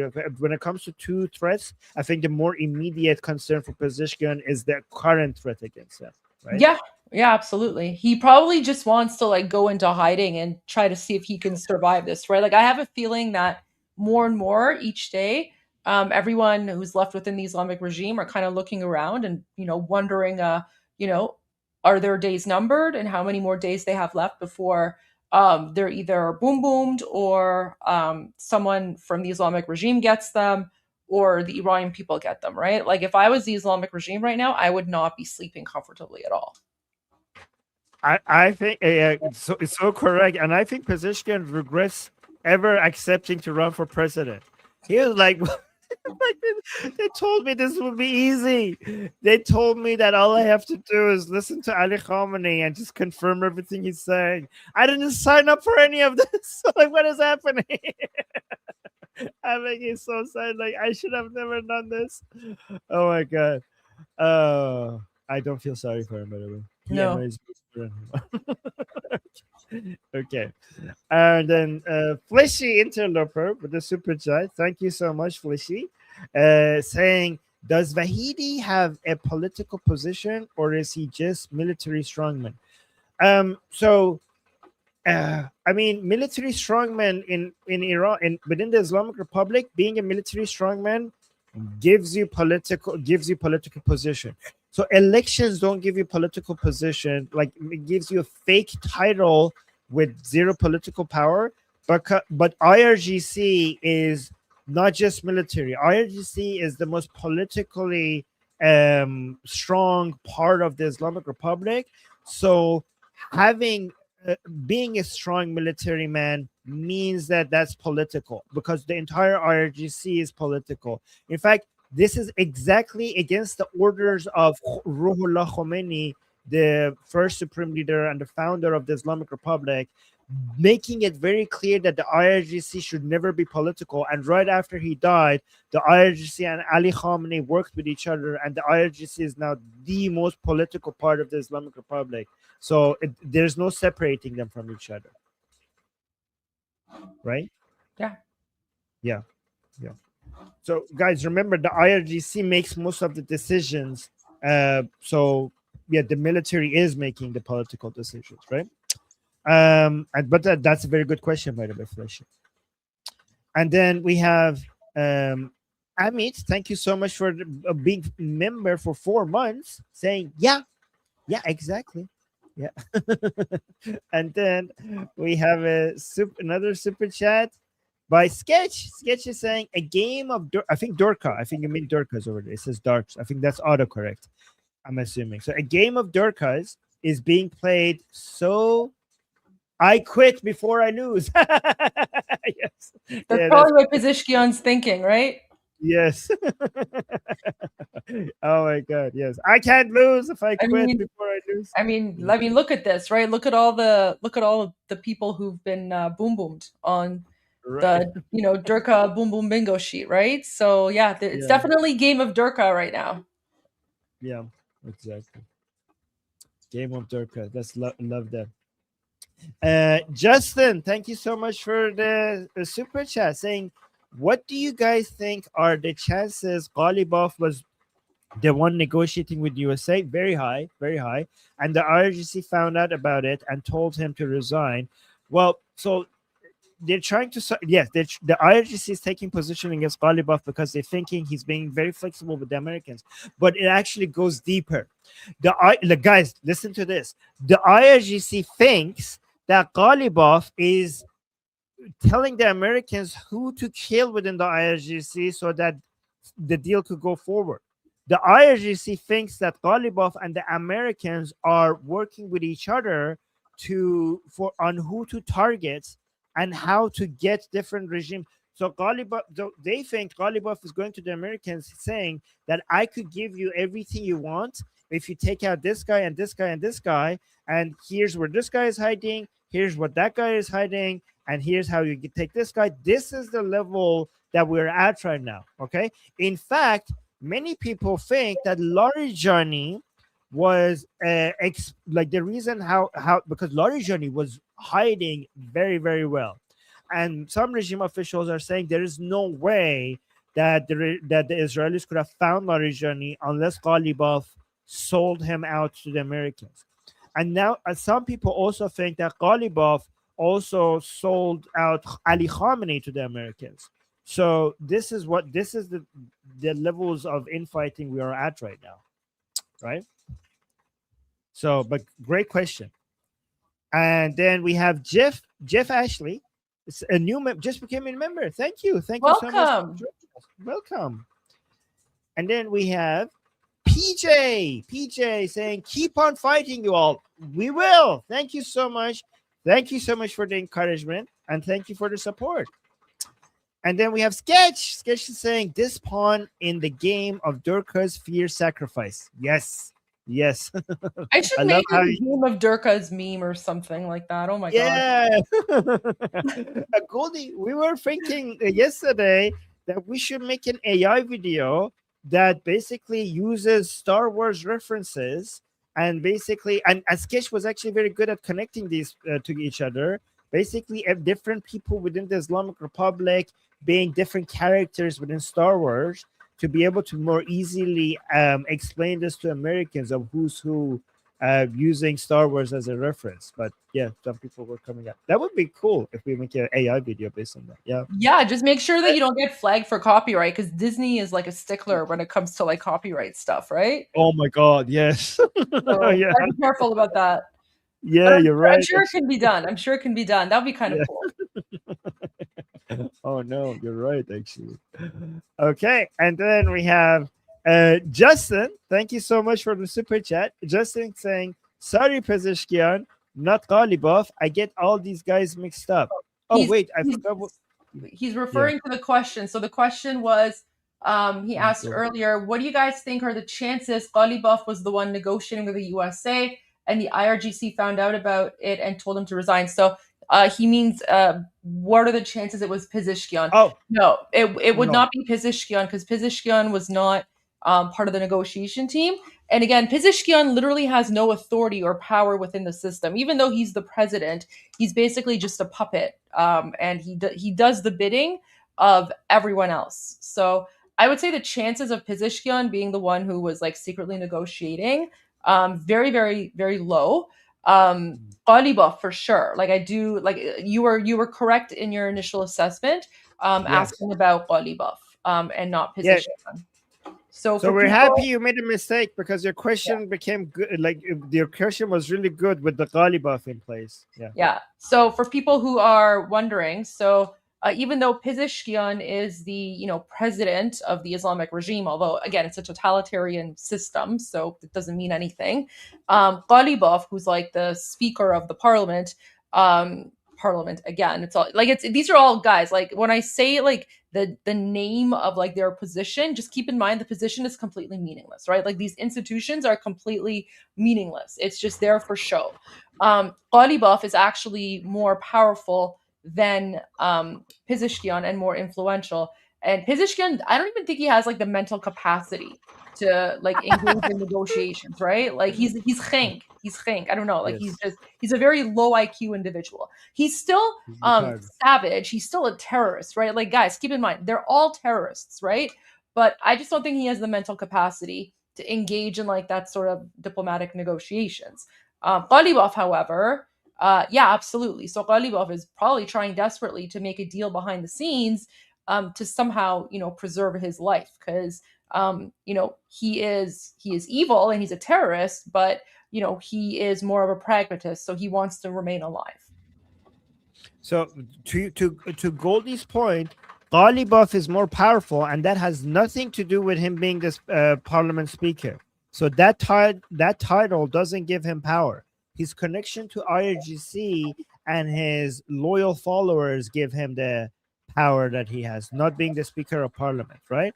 And also because he was, and it says here, guys, he was the former IRGC general commander. Like he was the commander of the entire IRGC before he retired, and then they gave him like a cushy position in politics or whatever. People are saying my background audio is getting bad. How bad is it, guys? Sorry, I'll get it fixed. Oh yeah, and also one more thing, guys. Remember, when you want to see like who has influence within the Islamic Republic, there are three sources of power, right? How much military backing do you have? How much financial backing do you have? How many people support you and believe in you? Okay, so military power, economic power, people power, right? And Pezeshkian has zero military power, zero financial power, and everyone hates him. So like he can't be part of the negotiations because he has no leverage. He has no power, so he has no leverage. So what's the point of talking to him? But because he has no power, but he has a very interesting title, which is the president, a good title with no power means that you could be used as a scapegoat, right? That's the purpose of Pezeshkian. Very interesting, like powerful title, zero powers. Perfect scapegoat. Okay. The audio people are saying is bad or no? Now I hear it. Okay, it's getting bad. Okay. I'll do the super chats fast so you guys don't get annoyed. Is it annoying? Okay, Sherry. It's okay. People, I'm sure people can survive until you get it fixed. Okay. Guys, can you maybe survive? Armin, maybe this is a universe's way of telling you to like take a break and like go shopping with your wife and buy a blazer. Okay. While you get the sound fixed or whatever. Sure. Okay, sounds good. Okay, maybe tomorrow I'll take off then. Sherry, thank you for the super chat saying, Armin, your laugh is heartwarming. Oh, okay. Well, thank you. I appreciate that. I used to not like my laugh, but you guys in the chat made me be okay with my laugh because I used to not like it. And thank you, Sherry. And Philly, thank you so much for the super chat saying you said Pezeshkian is a puppet, so I assume that him resigning will have no effect in talks with Trump. Yes. So yes and no. He is a puppet, but it's a use, like puppets have use. Okay, he is a puppet, meaning that he doesn't make decisions, but he's not a useless puppet. He's a useful puppet. Like if they're using him as a puppet, it's because there's utility in having a puppet, right? Him resigning is a demonstration that all things are not well within the Islamic Republic. It's a demonstration of the internal fighting.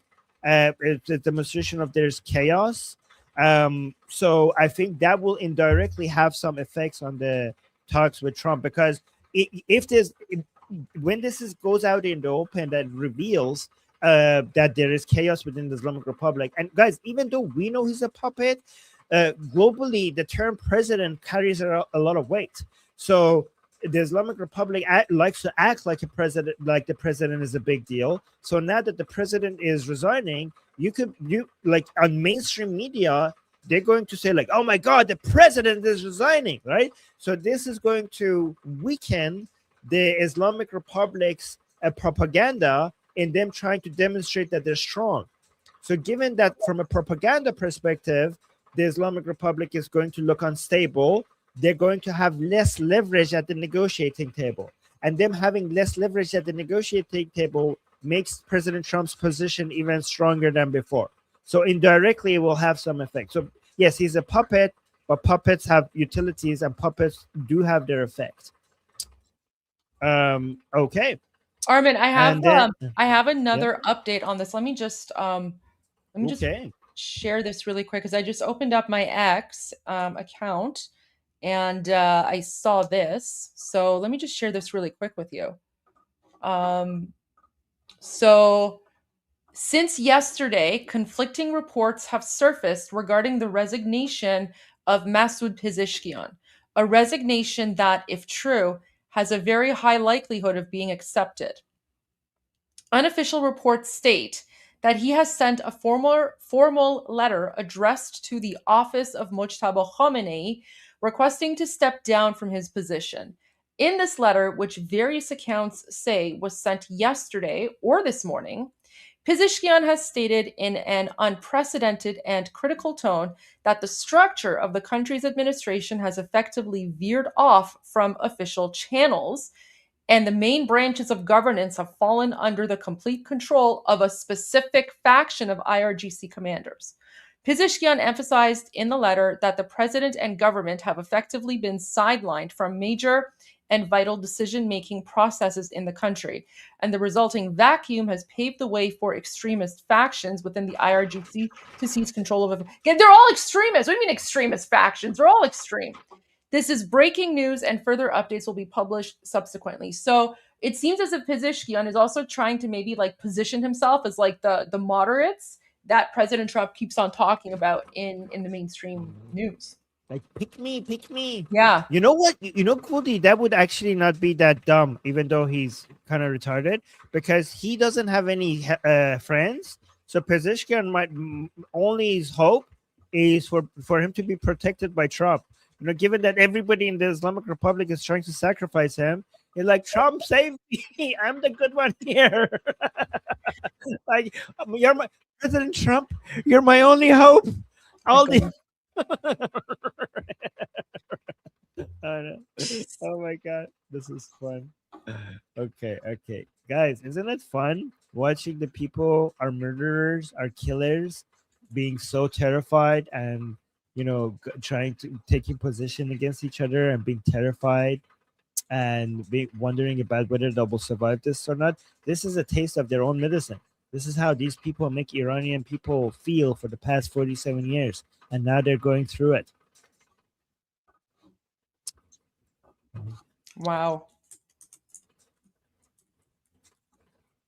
Oh, sorry, let me remove that. Okay. All right. So let's go to the next. Guys, I might no longer be with you guys. I think there's going to be an explosion very soon in my office. So if I die, I love you all. It's been nice knowing you. Okay. Okay. All right. So let's go to Kurt. Need to elect Texas troop governor of Texas. I endorse that. I agree. Yes. I endorse that decision. Yes. Texas troop, if you run for governor of Texas, you have the full endorsement of Iran Revolution Live. Yes. I know we're supposed to only focus on Iranian politics, but for this we make an exception. I'll Okay, make an this would exception be- for Texas troop. Yeah. Yeah. Okay. And then Christian Evan Christensen, love that username, saying, has Armin what? Poirot. Remember the French guy? Oh from yes. yesterday? Oh, say that again, Goldie. Poirot. Poirot. Okay, I'm gonna say I can't say that. I'm gonna say the Persian way. Poirot. Poirot. Yeah, there you go. Okay. Poirot. Has Armin Poirot solved the mystery? Is Goldie feeling like gold? Oh. Goldie, do you think if Reza Shah did to mullahs like Ataturk, Iran would be free today? Oh, I answered this yesterday, so now she's asking you. Yes, absolutely, absolutely. I think if Reza Shah had actually done what the Islamic regimes say they did to the mullahs, Iran would be free today.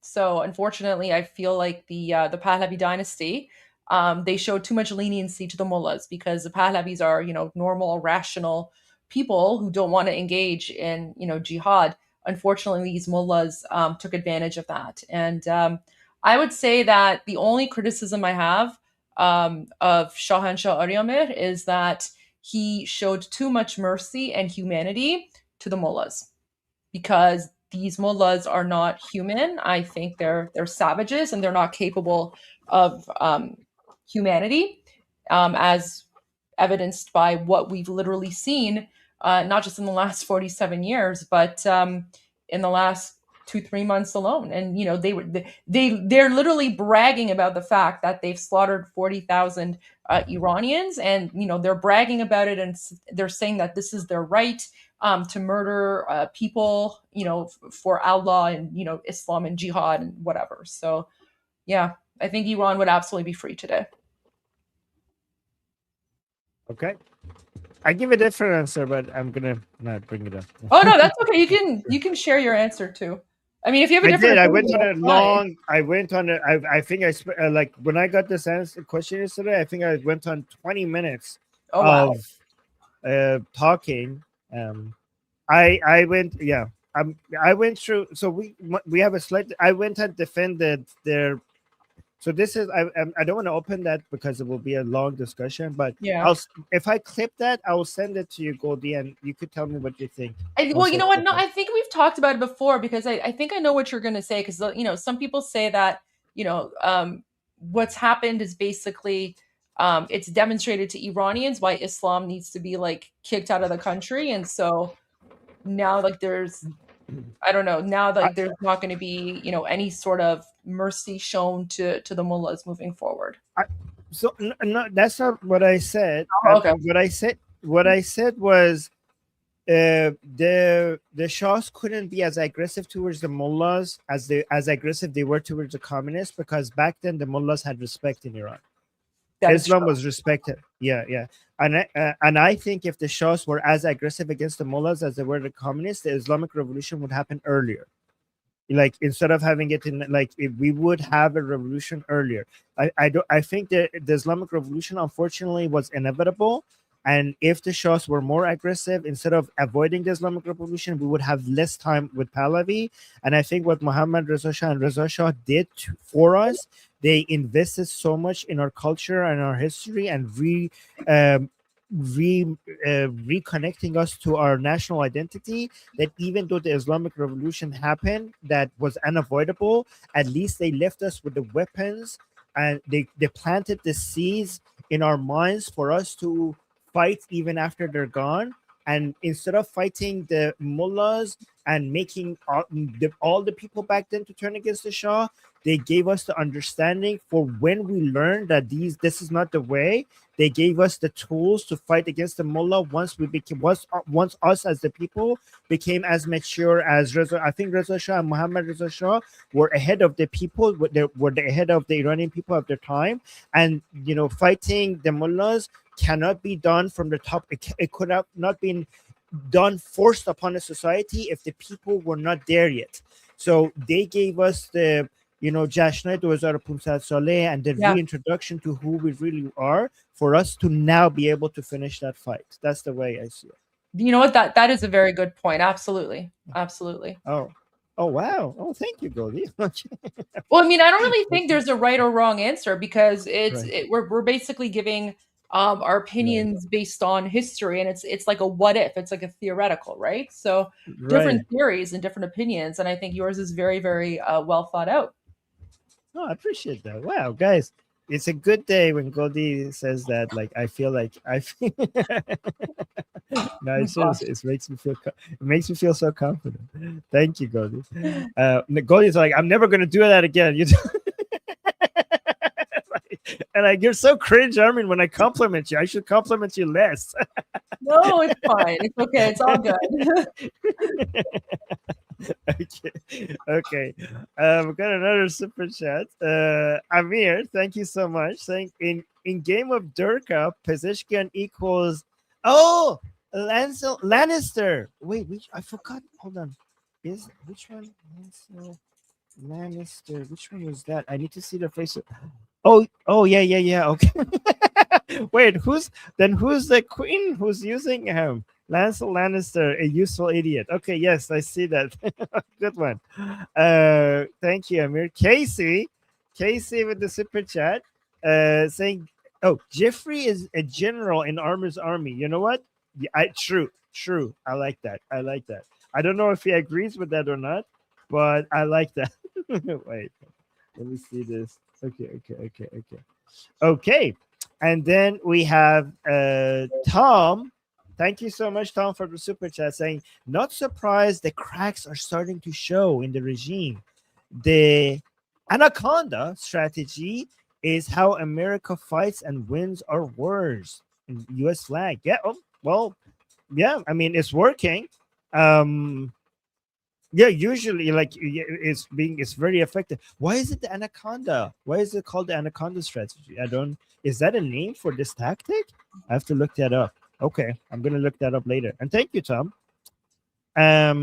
Is that a name, Goldie, for the strategy of causing division? Because Anaconda is like crushing your bone. Maybe like they're crushing your bones from within. They're squeezing you. Yeah. So the Anaconda strategy or plan is a military and economic tactic designed to defeat an opponent by gradually cutting off their resources and suffocating them, much like an anaconda constricting its prey. Yeah, that does definitely seem like what President Trump is doing right now. He's cutting off their resources and suffocating them, right? Because there is both military and economic operations happening, right? There's been Epic Fury, and then also Scott Bessent and Economic Fury as well. So, and then the naval blockade as well. So, yeah, it's definitely, I can definitely see how this could be sort of fit into the framework of the Anaconda strategy. Okay.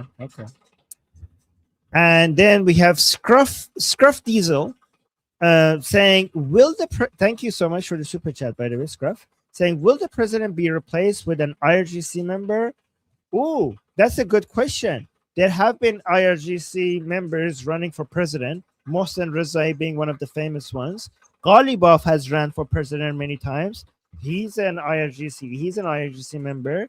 So, and that's Scruff, that's a very good question, because the IRGC is basically growing its tentacles everywhere. Like if you look at the so-called parliament Majlis of the Islamic Republic, so many of the members of parliament are now IRGC. So many of even the fake institutions of the Islamic Republic are also now being taken over by IRGC.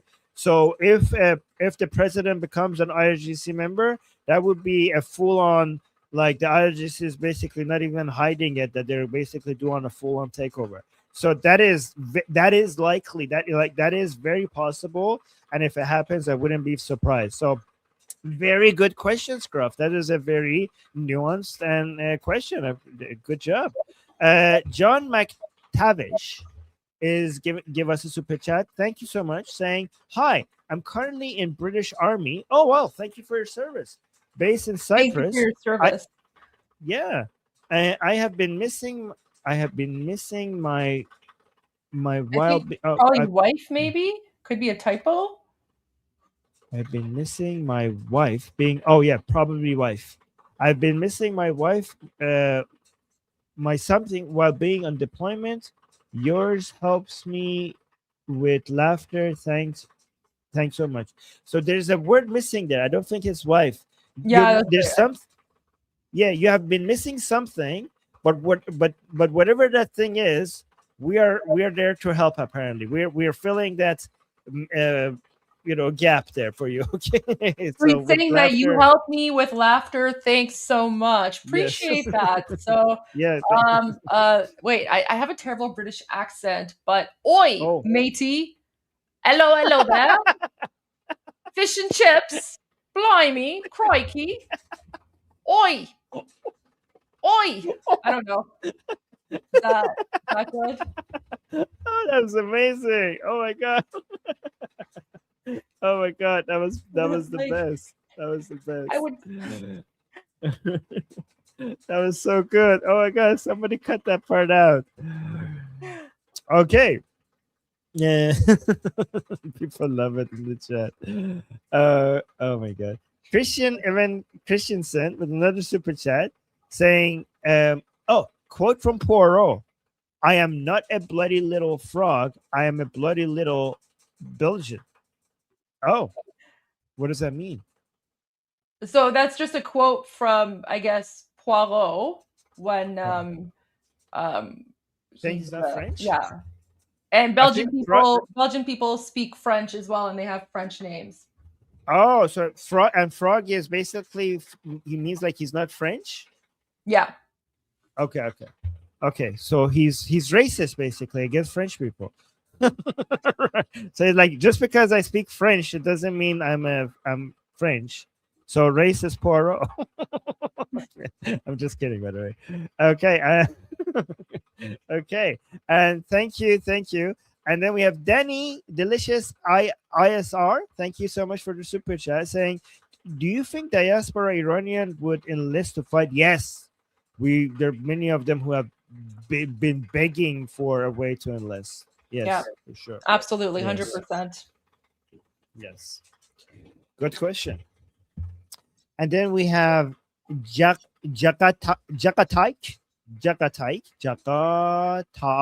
Yes. Saying Armin is 100%. The Pahlavis refuse to sacrifice their people and principles to remain in power, and that is why they will always be superior to the mullahs. Yes, and that's why it's easy for us to defend them, because it didn't go to their level. Exactly. Thank you. So, Muhammad Reza Shah was famously quoted during the revolution. His generals told him that, we could just basically really easily suppress this revolution. Like, they just give us the order. We could stop it easily. And Muhammad Reza Shah said, it said, if I have to shed the blood of Iranians to rule, I'd rather not rule at all. That's what he said.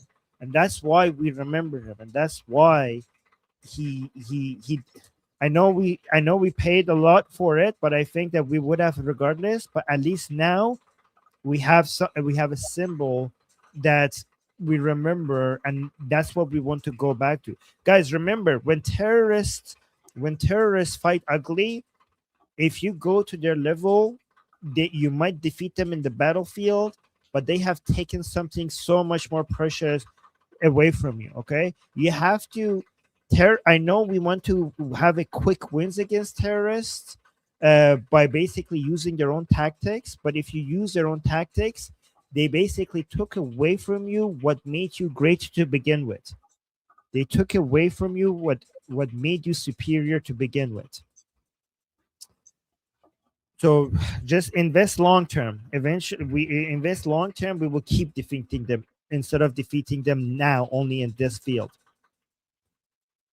And then Philly, thank you so much for the super chat saying, by the way, Poirot is Belgian, not French. Yeah, apparently so. And he, not only that, he's also racist against French people, apparently.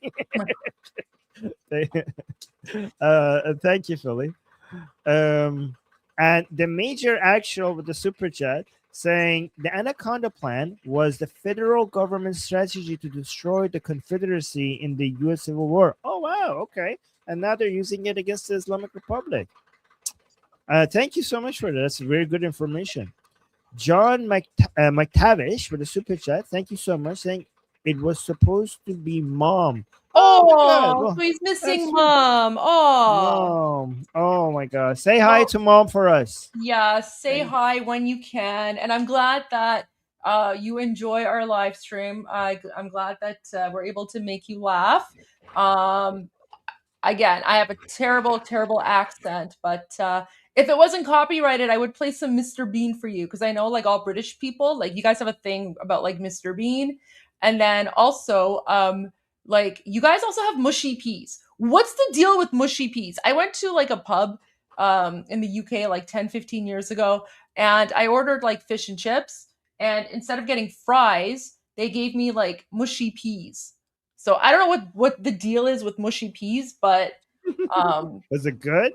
It was okay. It was, like I'm not usually a fan of like green peas, but it was pretty good. It was pretty good. It wasn't bad. Yeah, but yeah, there you go. Yeah.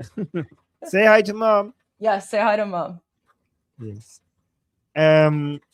We got another super chat by Mir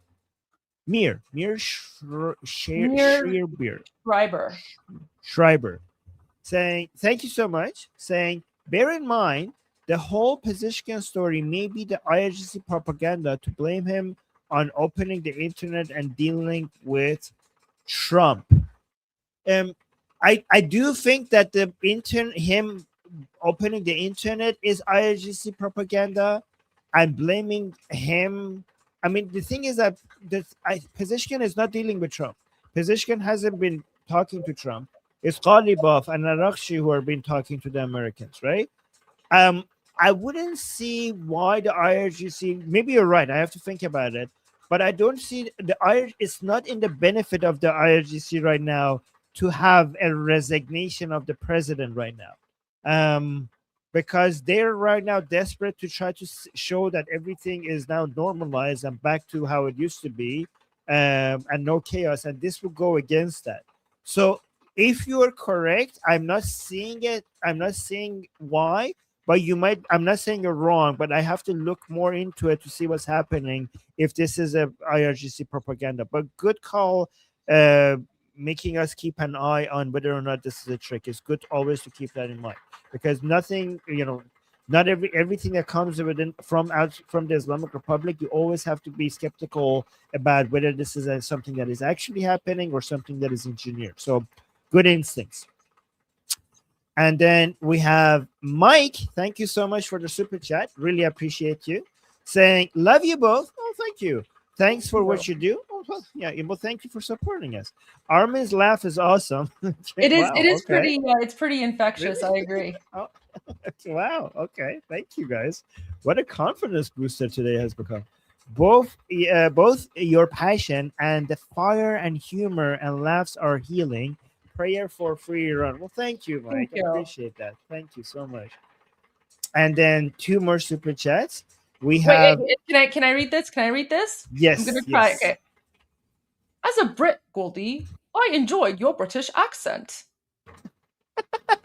How do you do that? That's I don't great. know. It's a terrible accent. No, I saw people in the comments where they were like, your accent was like a mix of British and Australian. Good day, mate. And totally true. Like I can't do that. I can't even do like an like a Persian accent. I'm just terrible with accents. But there you go. You're Thank doing you great. for I mean, enjoying my accent. I like it. I'm glad that my accent is British approved. With some Grey Poupon, and Earl Grey tea. There you go. Wow, that's great. I love it. Okay, last super chat from the Major Actual. Although saying, I do want to say very, very quick, Yorkshire pudding is phenomenal. I love Yorkshire pudding. I just want to say that. wow. Okay. Okay. I have to try it next time I'm there. The Major Actual, thank you so much for the last super chat, saying, note that as I am in Texas and know Texas history, we know exactly what a black flag means down here. Someone needs to remind the Durkas like AOC about that. What does it mean? What does the black flag mean? Now curious. Ooh. I don't know. You should tell us. So we're gonna go to the next super chat. We got another one.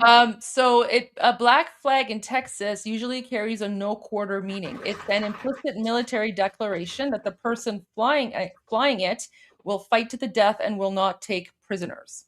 In modern context, it's sometimes displayed by groups emphasizing political defiance, though historical usage is complex. So the Texas, it's basically implicit military declaration that the person flying it will fight to the death and will not take prisoners. Yeah. Pretty cool. Pretty cool. I learned So basically, the Major Actual is saying, don't mess with Texas. Don't mess with Texas. Okay. I agree. Cool. Cool. And then we have Shawl Patrol. Love that username. I'm sure I'm not pronouncing it well, but love it anyways. Saying there's a Jewish saying, if you show mercy to the cruel, you will end up being cruel to the merciful. Yes, you should never show mercy to the cruel. You should also be strategic with your cruelty. Sometimes it seems like you're being kind, but you're not. You're just thinking long term. But I completely agree. Maximum cruelty to the cruel. Completely agree. And yeah, that was it. So Goldie, do we have time to what? No. Well, Mark Levin's clip is that President Trump posted. It's let me pull that up. It's about 9 minutes long. So I think it might be a good way to end the live stream. So let me just pull that up, because if he's speaking about Iran and President Trump is encouraging everyone to watch it, then we should welcome back, America. Should probably so do that. Before you play it, can I tell people about the discussion group? Yeah, go for it. And then okay. Oh, and also last super chat. Hey, don't mock my Earl Grey. Okay, we're not mocking it. We appreciate it. Okay, so and thank you for the super chat. So guys, I'm gonna go to our discussion group in 12 minutes. The link is in the chat. The link is also in the QR code in the top right.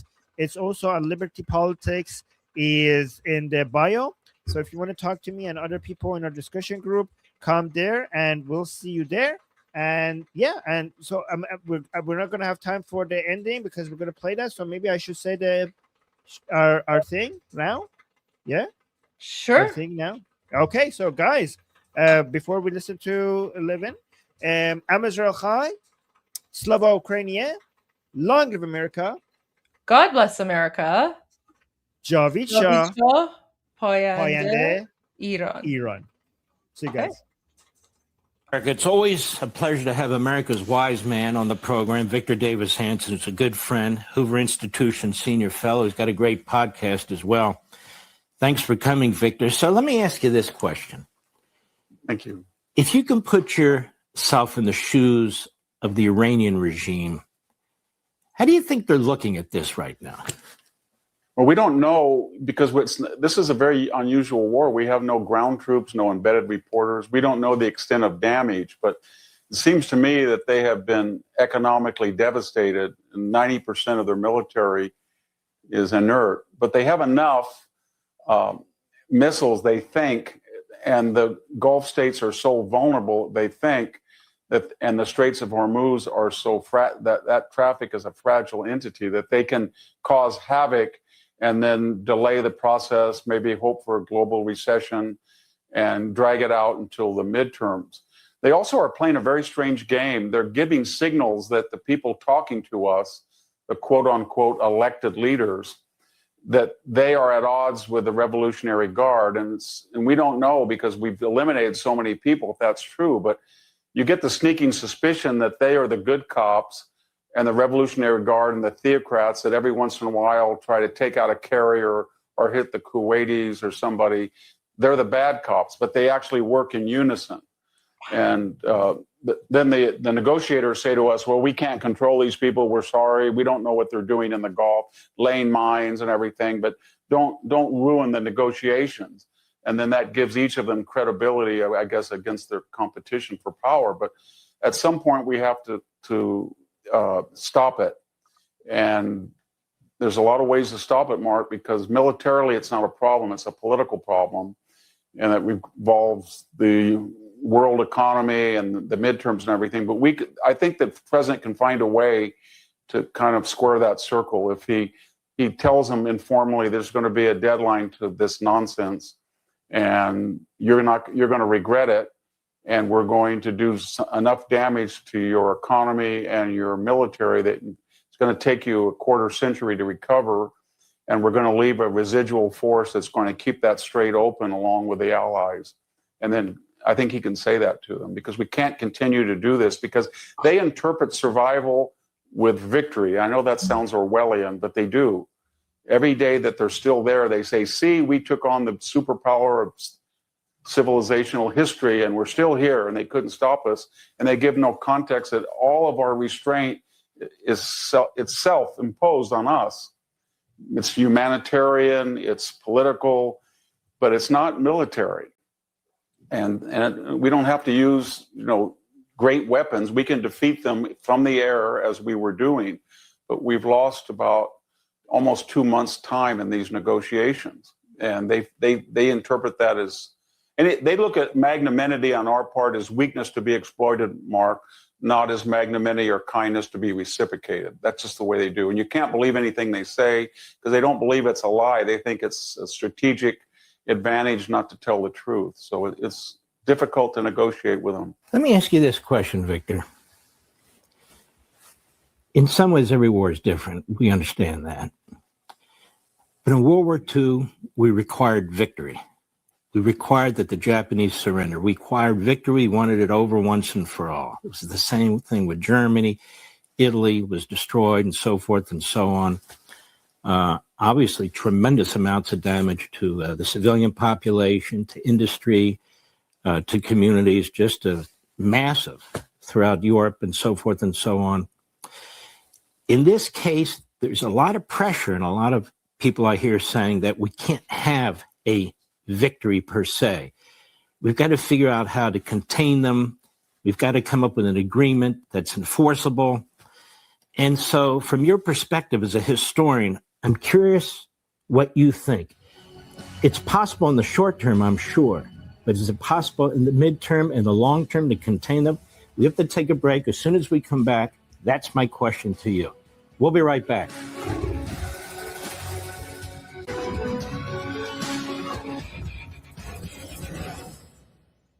Welcome back, America. Victor Davis Hanson. So does victory against Iran look different than victory, say, against Germany, Japan, Italy, and so forth? Yeah, it does a little bit, because in the post-war era, we're in the era of nuclear weapons. So there's always a restraint that you can't escalate with enough damage to humiliate the enemy and ensure that he'll never again make war against you and change the government, as we did to a certain extent in Korea, but certainly in World War II. And then we're a therapeutic culture. So, in an age of global communications, you miss a target and there's a CNN reporter right there saying you're a war criminal, or the International Criminal Court might indict you if you miss an artillery strike target. So there's all sorts of self-imposed restraints. But that said, human nature doesn't change, Mark, and you turn military victory into strategic resolution by making it impossible for the enemy to continue the war. You can do that by changing the government. You can do that by destroying their economy and making them, but it's more periodic rather than final. In a sense, everything is periodic. You never really ever defeat some. You try to win them over to our cause. I think that's what the president is doing. He's saying that we're going to hurt their economy to a certain extent that they won't be able to make war, even if we don't have to be there with this full force. And we're going to try to destroy their military capability for 10 years. And then we're going to set in motion enough chaos that they won't be able to fund Hezbollah, Hamas, the Houthis, or rebuild this maybe a $500 billion loss of 50 years in their military, industrial, nuclear complex. We're going to make that very difficult politically for them. So if they start using all of their new money, if the blockade ever, and they start investing in the same old, the people are going to rise up. And, you know, it's not a crazy thought. The Berlin Wall fell, and it was 2 years before the Soviet Union collapsed, and weeks, but often months for the rest of the Warsaw Pact to collapse. So I think the president thinks he's setting in motion the humiliation of this regime and making them have a lose-lose choice to either rebuild and use, when it's over, rebuild, and then if they do, they're going to alienate the people even further. So there's ways to get around these self-imposed restraints. Yeah, my only problem with some of that is, number one, they don't have a nuclear weapon, so we don't have to fear that from them, thanks to what the president has done. And number two, they're already pushing the Hezbollah to continue doing what Hezbollah is doing. And number three, the Houthis have been completely untouched. And number four, Communist China and other bad actors out there, I suspect they're going to want to help Iran, especially when President Trump leaves. And if they see a weak Democrat as president, perhaps like an Obama or Biden, I think they're going to make their run for the finish line, or to do more in terms of very negative activity to us and to the Middle East. And plus their ideology is, they think, from Allah. Your last word. Yeah, well, that's a problem. And we've had four administrations, and the Russians invaded Ukraine, and three of them are their neighbors in Ossetia, with Bush, Obama, and Biden, but not during Trump. So if he can reestablish deterrence, at least for 2 years, I think he can quiet. The Chinese are not in a good position vis-a-vis where they were 2 years ago. Russia is not, they've lost their toehold or their clients in Venezuela and Syria and now Iran. China's hurting. We're ascendant, but we just have to manage that a little better, I think, and wrap this up. If we wrap this up, then the further problems won't escalate. And we saw that with the bombing last June, and we saw it with Venezuela, we saw it with Panama. That creates momentum. But if we get stalled in negotiations, then the people come out of the woodwork and try to take advantage, but not a strong show in Iran. That will be really deterrent. Beautifully said, my friend, Victor Davis Hanson. Wow, that was very, very well spoken. And the fact that President Trump posted this video on his Truth Social and said everyone should watch it, I think that speaks volumes. So we'll have to save that analysis for another time, though, because we have to end the show. So guys, thank you everyone for tuning in, and we'll see all of you soon. Bye everyone. See you guys soon. Bye. غرق انقلاب است.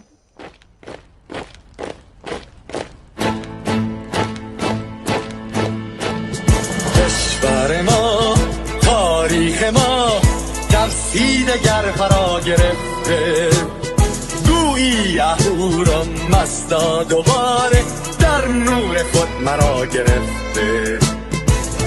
اکنون سرودی سر میدهم باز فارغ از رنج و تشویش، ایران غرق انقلاب است، به پیش به پیش به پیش. ایران غرق انقلاب است، به پیش به پیش به پیش. هن ای پدر، هن ای پسر، برخیز و با ما شو همگام، تا درد آن تجربه تلخ ما را نکشیده در خواب. بگذار هر دم بغرند گرگ‌ها دم لباس میش.